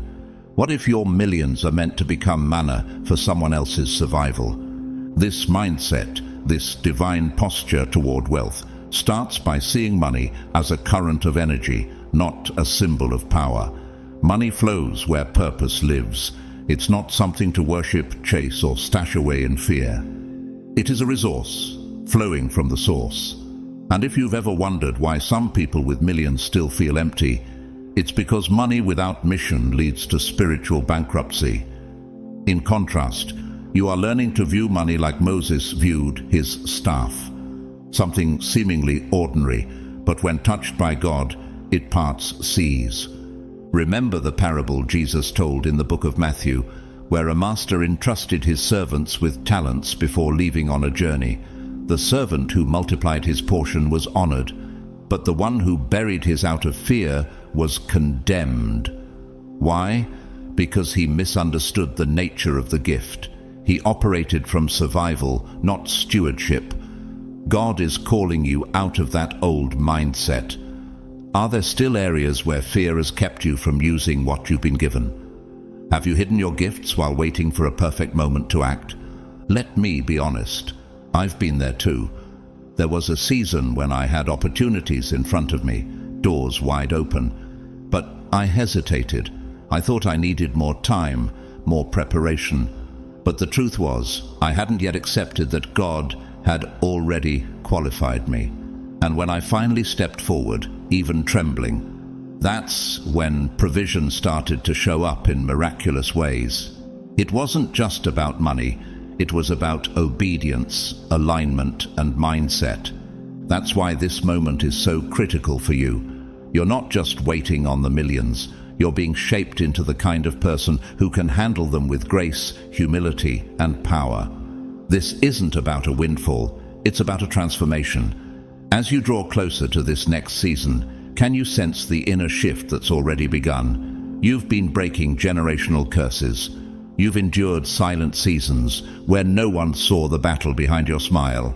And now, heaven is answering with abundance. As Scripture affirms in the third letter of John, chapter 1, verse 2, "Beloved, I pray that you may prosper in all things and be in health, even as your soul prospers." This prosperity isn't just a bank balance, it's a life in full bloom. Your soul has already blossomed, and now your environment is catching up. You've healed the inner wounds, released the trauma, and surrendered your ego. That's why the outer rewards are finally arriving. It's not luck, it's alignment. We often celebrate the wealth of famous figures like Tyler Perry, who went from living in his car to owning a billion-dollar studio. But beneath that wealth was a purpose he never abandoned, a calling he refused to silence. You carry that same spiritual DNA. Your millions will not define you. They will amplify who you've become. So now, chosen one, as you cross this final line, understand that you are not stepping into luxury for its own sake.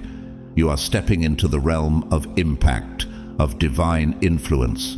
The million realm is not just a destination. It is a spiritual territory that God trusts you to occupy. Will you walk through that door with open hands and a ready heart? No. One of the most important breakthroughs you will ever experience, chosen one, is the moment you finally accept that you deserve to be wealthy. Not in a prideful or greedy way, but in a holy, grounded, God-ordained way. Why has it taken so long for you to believe this? Could it be that somewhere along your journey you were taught that money is evil, that desiring more meant you were selfish, or that staying small was more spiritual?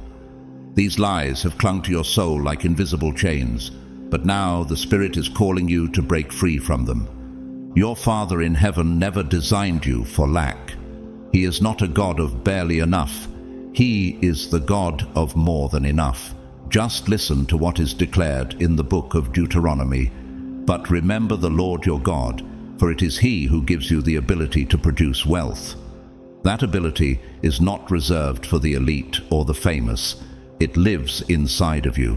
The same God who gave Joseph the wisdom to interpret dreams and rule over Egypt has given you divine intelligence, creativity, and favor for wealth building. Can you imagine what would happen if you finally stopped apologizing for the abundance He's trying to give you? Many of God's chosen ones have carried invisible guilt when money comes their way. They give it away too quickly. They sabotage opportunities. They lower their prices. They shrink themselves so others won't feel small. But it's time to stop running from your inheritance. If your heart is pure and your motives are aligned with God's will, then wealth is not a burden. It is a blessing. It's not sinful to desire more when your mission is to do more good. And your mission is holy. That's why you've been chosen. The deeper truth is this: your millions are not just a reward for surviving life's battles. They are a divine trust, a part of your heavenly assignment. And with that trust comes tremendous purpose. You are being raised up not just to succeed, but to serve. The mindset you're stepping into is not about consumption, but about contribution. It's not about asking, how much can I gain? But how much can I give? This shift is what separates worldly wealth from kingdom wealth. The words of Jesus in Luke resonate here. To whom much is given, much will be required. That's not a threat. It's a sacred invitation. God isn't just handing you millions to bless your life. He's positioning you as a vessel through which nations will be blessed. Think of Esther, chosen in silence for a position she didn't ask for, yet used by God to save her people. Or Nehemiah, who leveraged royal resources not for himself, but to rebuild a broken city. Have you considered that your wealth may be the answer to someone else's prayer? I've seen this firsthand. A close friend of mine, raised in a single-parent home, constantly told she would never amount to much, built a thriving business. When the millions came, she didn't run to buy designer bags. She built a school in her mother's hometown. She funded therapy for women who couldn't afford it. She tithed with joy, not guilt. Watching her taught me this truth: money only magnifies what's already in the heart. And chosen one, your heart has been purified by fire. Imagine what your wealth could do. You could erase generational debt that has haunted your bloodline for decades. You could open shelters, launch ministries, support orphanages, or simply give someone their first chance in life. You could send missionaries to places you may never visit, yet still be part of the miracles happening there. Your hands may never touch every life, but your obedience could. But let's not overlook the internal transformation that must come first. Wealth without wisdom is dangerous. Abundance without maturity can become a trap. That's why God has taken His time with you, refining your character, testing your motives, and shaping your heart. You are not late. You are right on time. The millions that are approaching your life are waiting on the full activation of your mindset, the spiritual readiness that says, I am prepared to serve, lead, and multiply. Chosen one, having a millionaire mindset means your identity is not tied to numbers on a screen, but to purpose in your soul. It means recognizing that you are a conduit of divine overflow. It's about walking into a room, not to be seen as rich, but to bring solutions, healing, and hope. It means you are not intimidated by large numbers. You are humbled by the opportunity to make eternal impact. And as you step into this new chapter, let your heart be set on things above. Let your goals stretch beyond luxury and into legacy. Understand that you were never meant to chase after the blessings, because now the blessings are about to start chasing after you. This is what it truly means to carry a millionaire mindset, not to be owned by your wealth, but to own your purpose so boldly that your wealth finds you and follows you. Are you ready to walk through this door? One of the most subtle yet powerful battles you may face as a chosen one isn't just lack, rejection, or hardship. It's the unexpected fear of success. Strange, isn't it? Why would anyone fear the very thing they've prayed, cried, and fought for? But if you've been in survival mode for years, navigating storms, carrying silent burdens, being misunderstood, it's easy to grow more comfortable with struggle than with stability. When life has conditioned you to expect hardship, the arrival of abundance can feel unfamiliar, even threatening. Could it be that a part of you has grown so used to waiting for the other shoe to drop that you've started to question whether you're truly ready to win? This is a common crossroads for many of God's chosen ones. After enduring so much, receiving blessings can feel like stepping into foreign territory. But hear this clearly: you are ready. The success approaching your life is not a fluke. It is not a random act of fortune. It is the fruit of divine timing and sacred endurance. You've walked through fire and didn't burn. You've survived nights that should have broken you. You've been humbled, purified, and refined. Why would heaven now hand you something you're unfit to carry? The answer is, it wouldn't. The millions coming your way are not a test. They are a confirmation. They are heaven's way of saying, well done. Now build with what I've given you. Think of David. Before he ever became king, he was a shepherd boy who fought lions and bears in silence. No applause, no crown, just obedience and courage. So when the time came to face Goliath, he didn't shrink, he stepped forward. Why? Because he knew his private victories had prepared him for public success. What if your hidden battles have been your lion and bear moments, and now it's time to face your Goliath of greatness? And yet, self-doubt lingers. Those quiet questions surface. Can I handle this? Will it change me? What if I mess it up? These questions aren't signs of weakness. They are evidence that your heart still desires to walk humbly before God. But doubt cannot be your guide anymore. Remember what the Apostle Paul wrote to the Corinthians: God is faithful. He will not let you be tempted beyond what you can bear. This means that what is coming into your life is within your capacity to handle. If it wasn't, it wouldn't be arriving now. The very fact that success is knocking at your door means that heaven already sees you as trustworthy. I've watched people I love reach their dreams, only to be paralyzed by fear. One friend received a life-changing offer, something she had dreamed of for years. But instead of celebrating, she fell into anxiety. "What if I fail?" she whispered. And I remember telling her, "But what if you soar?" She took the leap, and today she's not only thriving financially, but has created opportunities for others, hiring people from her old neighborhood, mentoring young girls, and funding scholarships. Her story reminds me of this truth. Success isn't something to fear, it's something to steward. But perhaps the greatest fear isn't about failing, it's about changing. Will this new season alter who you are? Will the weight of wealth distort your purpose? Let's be honest, this is a fear many chosen ones carry in secret.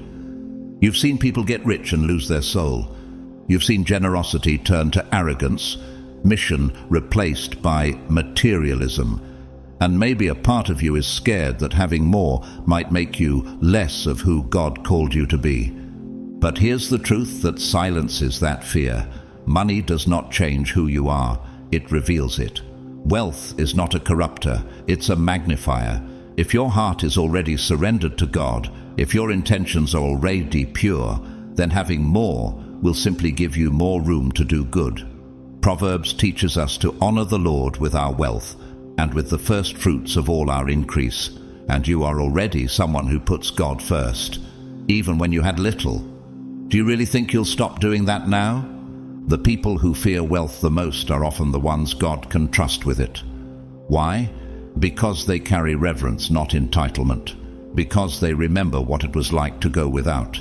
You will not forget where you came from, and you will not be consumed by what's coming. Instead, you will be empowered. The success you're walking into will expand your ability to serve, to build, to uplift, to give, and to guide others out of the same valleys you once walked through alone. Chosen one, you were not born to live in the shadows of your potential. You were not called to play small. The fear you're feeling is not a warning. It's the final echo of your old self trying to hold you back. But you've already outgrown that version of you. Step into the abundance, welcome the success, embrace the responsibility, because what's coming to you is not meant to crush you, it's meant to crown you. And now that the door is open, will you walk through it without fear? Success is not something to shrink away from, it is something to run toward with joy, reverence and bold anticipation. Chosen one, your time has come. The gates of abundance are open before you, and you're no longer standing in the wilderness of waiting. You're stepping into the promised land. So why should this moment, after all you've endured, be met with fear? Why not meet it with awe and gratitude, with the confidence that everything you've walked through was designed to bring you here? It's easy to see how fear of success can take root. When you've survived betrayal, loss, and endless waiting, your nervous system can become more familiar with disappointment than fulfillment. Success can feel like unfamiliar ground, even suspicious, like it's too good to be true. But that voice in your head whispering, "What if it all falls apart?" That's not the voice of truth. That's the residue of old battles, the trauma of former seasons trying to cling to your new one. And it must be silenced. Let's be clear, this success is not a trap. It's not a setup for a fall. It's the unveiling of everything you've prayed for in private. It's what happens when divine timing meets faithful endurance. The universe, God Himself, does not bless what He hasn't first prepared. And you? You've been in the furnace of preparation for years. Through tears no one saw. Through valleys no one understood. But heaven saw. Heaven kept record. And now heaven has decided. It's your turn. Consider again the story of Joseph. His journey wasn't just difficult, it was devastating. Thrown into a pit by his own blood, falsely accused, imprisoned for a crime he didn't commit. And yet through it all, Joseph never allowed bitterness to bury him. When Pharaoh had a need no one else could solve, Joseph was remembered. Not only remembered, exalted, given charge over all of Egypt. His wisdom saved a nation, and his forgiveness restored a family. Can you see the pattern? God doesn't just bless you for you. He blesses you so others can live through your obedience. Like Joseph, you've survived betrayal, seasons of being forgotten, and moments where the silence from heaven was deafening. But chosen one, it was never a punishment. It was preparation. You were being built in secret so you could be trusted in public. Now, you're about to walk in rooms that once felt like fantasy. Your voice will carry weight. Your presence will shift atmospheres. Your success will not be for show. It will be for service. That's why lingering fears must be released now. Any thought that whispers, "You're not worthy," or "You'll lose yourself," is not from God. His word says you are fearfully and wonderfully made. His Spirit does not bring confusion or fear, but power, love, and a sound mind. Do you really think he brought you this far just to abandon you at the gate? No, he's not only opening the door, he's walking through it with you. I've seen it in others too. There was a woman I met who had once been homeless, abused, and deeply broken. But through grit and divine grace, she launched a non-profit that now shelters hundreds of women and children. When asked what changed her life, she didn't say money. She said, "God made me see I was worthy of more, and I finally believed him." That belief, rooted in divine identity, is what you're being called into right now. And as this success begins to unfold, ask yourself deeper questions. Not out of fear, but out of vision. What kind of legacy will I leave behind?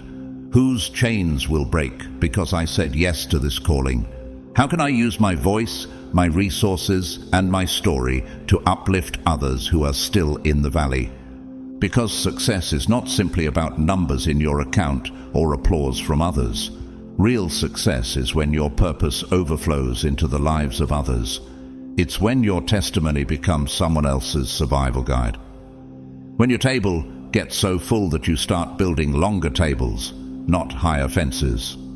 When what was once your pain becomes someone else's rescue. Chosen one, this is why your name has been called. You were never meant to rise alone. You're not stepping into wealth for ego, but for impact. You've been chosen because your heart beats for more than just your own comfort. Because your soul aches for healing, yours and others. Because when the spotlight finds you, you'll still be kneeling. Let go of every whisper of unworthiness. Release every shadow of doubt. The millions that are coming to you are not an accident. They are part of a divine strategy, a holy assignment wrapped in favor. And they are coming to someone who has been proven, not just by effort, but by endurance. So stand tall now. Stand knowing that this is not just a new season. This is your divine arrival. Not because you forced it, but because you were faithful. Not because you manipulated it, but because you matured into it. This is your moment, and it's time to answer the call, not with trembling, but with triumph. Your destiny isn't waiting anymore. It's here. For you, chosen one, wealth is not just about luxury or financial ease. It is a divine instrument designed to elevate your spirit, your mission, and your reach. The abundance coming your way carries sacred weight. These millions are not arriving to inflate your ego or distract you with material excess. They are being delivered to your hands because you've been chosen to multiply light, not just money. Have you ever considered that your breakthrough is not only for your comfort, but for your calling? True wealth in the hands of a chosen one becomes holy. It becomes a conduit through which the will of heaven is brought to earth. You weren't called to simply survive. You were appointed to build, to restore, to influence. The overflow that's approaching isn't random. It's linked directly to your spiritual evolution. As your purpose expands, so must your capacity, and that capacity now includes financial power. But in your case, it's not just currency, it's clarity, it's access, it's a divine tool to unlock the next level of your destiny. When you begin to see money as a spiritual resource rather than a worldly pursuit, something inside you shifts. Money stops being a source of stress, fear, or guilt. Instead, it becomes a reflection of your alignment. It's the natural outflow of a life lived in purpose. Just as Solomon was granted both wisdom and wealth, not because he asked for riches, but because he asked for discernment, so too are you being trusted with abundance, not because you demanded it, but because you were faithful with what little you had. Can you feel the responsibility rising in your spirit? This is your moment to reframe wealth, not as something you chase, but something that now flows to you as a result of who you've become. You've passed tests in the dark. You've given when you barely had enough. You've prayed for others while silently bleeding yourself. That's why God can trust you. You won't worship the money, you'll wield it. You won't hoard it, you'll heal with it. You won't flaunt it, you'll fund movements with it. Ask yourself, what will you build in this new season? What kinds of doors will you open, not just for yourself, but for those who've been locked out for generations? Will you launch shelters, sponsor education, create sanctuaries for the brokenhearted? Your wealth is not just seed, it is soil, and within it, nations can be reborn. One of the most powerful gifts that wealth brings to the chosen is the freedom to think clearly and live deeply. The constant noise of survival, how will I pay for this? What if it all runs out, fades when provision becomes consistent? And when that noise quiets, your spirit can finally speak. Imagine what will happen when your days are no longer consumed by financial burdens. How much more intimate will your mornings become when they begin in stillness, not stress? What kind of revelation will you receive when your soul is no longer suffocated by debt or fear? This is why financial freedom is not simply a worldly luxury. It is a spiritual accelerator. It allows you to focus not on getting by, but on going deeper, deeper into your prayer life, deeper into your calling, deeper into your role as a vessel of divine truth. As the book of Proverbs declares, the blessing of the Lord brings wealth, and he adds no sorrow with it. The blessing that's coming is not heavy, it's holy, and it's designed to lighten your load so you can carry others. In this new chapter, you'll find that wealth is not the end, it's the beginning. It opens up paths that once seemed unreachable. It gives you options, options to rest, options to serve, options to create what the world needs but hasn't seen yet. You've always had the heart, but now you'll have the means. And perhaps the greatest power of all is what you'll do with that freedom, because you're not receiving this just for yourself. You've been assigned to uplift the weary, to fund healing, to amplify voices that were never heard. Whether through building homes, rescuing the trafficked, mentoring the lost, or simply being someone's answered prayer, your wealth will become a spiritual offering, the kind that echoes through eternity. The words of Jesus still ring with truth. To whom much is given, much will be required.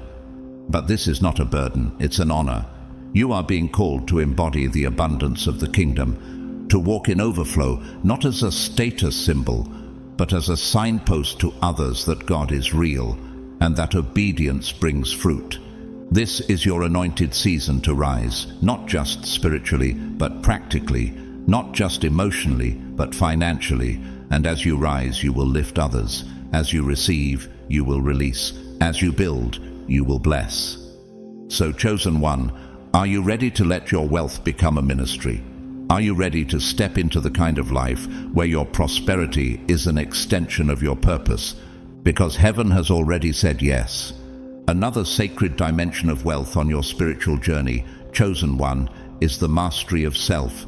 Not the mastery that dominates others, but the mastery that governs your inner world, your thoughts, your impulses, your desires. Because handling millions is no casual task. It's a weighty assignment that demands a level of discipline and focus only a mature spirit can carry. Why would God pour great riches into unprepared hands? He wouldn't. That's why your journey up to now has involved refining, not just of your character, but of your spiritual strength. This is not just financial training, it is spiritual formation. With great wealth comes a subtle test. Can you remain humble when you hold more than most? Can you stay anchored when opportunity floods your door? Can you still hear God's voice when your own is finally being heard? These aren't hypothetical questions. They are spiritual checkpoints that determine the longevity of your abundance. That's why the Bible says in Proverbs 21, "The wise store up choice food and olive oil, but fools gulp theirs down." It's a vivid picture, isn't it? The wise don't squander. They steward. They prepare. They think generationally. Are you willing to become that kind of steward? Think of Daniel, elevated to the highest ranks of Babylon. Wealth, status, and influence surrounded him, but he didn't lose his values. He refused to defile himself, even with the king's food, staying true to his God in a foreign land. And God honored his discipline with promotion and protection. That's the level of mastery you're being called into. Not to be moved by external wealth, but to rule over it with internal peace. Because true kings and queens don't chase crowns, they carry character. Wealth doesn't just challenge your integrity, it elevates your influence. As your resources grow, so does your reach. You're no longer just walking in rooms, you're shaping them. You're no longer whispering your truth, you're amplifying it to multitudes. What will you do when your voice starts echoing beyond your immediate circle? What will you say when people begin to listen, not just because of what you've done, but because of who you've become? I've watched this unfold in real life. A former teacher I knew, who once struggled to pay rent, built an education non-profit after a financial breakthrough. With her new platform, she transformed entire school districts, reforming outdated systems, mentoring young leaders, and giving scholarships to students with no other lifeline. Her voice became a ripple of reform, and it all started with one breakthrough, one moment of obedience. That's what wealth can do in the hands of the righteous. It becomes a revolution. But wealth is not only a tool, it is also a mirror. It reflects your beliefs, your fears, your relationship with power. And this is where the deepest work begins, because abundance will surface every remaining shadow within you. Do you still believe you're not worthy? That if you have too much, someone else will suffer? That success will make you unspiritual? These thoughts must be addressed, not with shame, but with truth. Because you can't fully receive what you secretly fear. And you can't lead boldly if your inner world is still ruled by unhealed wounds. In this way, wealth becomes a spiritual purifier. It doesn't just bless you, it exposes you. Not to punish you, but to elevate you. To reveal the final layers of doubt that have clung to your calling. Are you willing to look in that mirror and confront what you find? Can you stay aligned with your mission when the world tries to lure you away with applause and distractions? Remember Jesus in the wilderness. Before he ever preached or performed miracles, he was tested, offered all the kingdoms of the world if he would just bow to the wrong voice. But he didn't. He chose mission over temptation, calling over compromise. And because he passed that test, he was released into his full authority.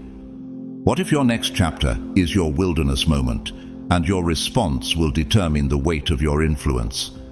So as you step into this era of overflow, chosen one, recognize that these millions are not here for personal satisfaction alone. They are instruments, divine tools that will help you unlock new dimensions of your purpose. With them, you will rise, not just as a wealthy individual, but as a wise one. Not just as a voice of hope, but as a force of impact. And yes, the road ahead will require you to dig deeper into wisdom, to walk more closely with humility, and to cultivate unwavering faith. But you are ready. You've been tested in lack. Now you will be trusted with plenty. You've carried burdens without bitterness. Now you will carry blessings without arrogance. Embrace this wealth not as an endpoint, but as a sacred continuation of your spiritual path. Let it push you to greater intimacy with God, greater impact in your community, and greater alignment with your divine identity. You are not becoming someone new. You are becoming more of who you already are. And now, as you stand at this threshold, ask yourself not just what you can get, but what you can give. What will you build with this abundance? Who will you bless? What kind of legacy will your wealth leave behind? Because this next chapter is not about accumulation, it's about activation. Chosen one, you've come too far to stop now. This final line you're standing before, it's not just symbolic, it's spiritual. It represents the threshold between everything you've endured and everything you've been promised. And crossing it isn't just about stepping into wealth. It's about stepping into who you've become through the fire. You're not the same person you were when this journey began. The trials have refined you. The silence has strengthened you. The waiting has deepened your faith. And now, everything that once felt delayed is aligning. Heaven's timing is precise, and your moment is now. In today's world, we're often told that wealth is only for the few, that abundance is about status or fame. But as someone chosen by God, you carry a different kind of wealth, purpose-driven wealth. You're not chasing success for vanity. You're receiving it to transform lives, to build the kingdom, to break generational chains, and to prove that obedience leads to overflow. I believe we're living in a time where God is raising up a new kind of leader, not loud, not flashy, but deeply rooted in truth. And you're one of them. Your rise will not look like the world's, but it will be undeniable. Quiet power, righteous influence, unshakable vision. So take a deep breath, chosen one. Whatever fear is trying to whisper, release it. Whatever guilt has tried to linger, let it go. You are stepping into the million realm, not just to be blessed, but to become the blessing. If this message spoke to your spirit today, comment 777 below as a sign of your agreement and alignment with what God is doing in your life. I want to thank each of you who've supported this channel through your super thanks and kind messages. It means more than you know. Even if you've never given, just your presence here is a gift. You are seen. You are valued. If you haven't already, make sure to subscribe, like this video, and share it with someone else who's on the edge of their breakthrough. You never know who needs this word today. May your hands be ready to receive. May your heart remain pure in the overflow. And may your next chapter be proof that faithfulness is never wasted.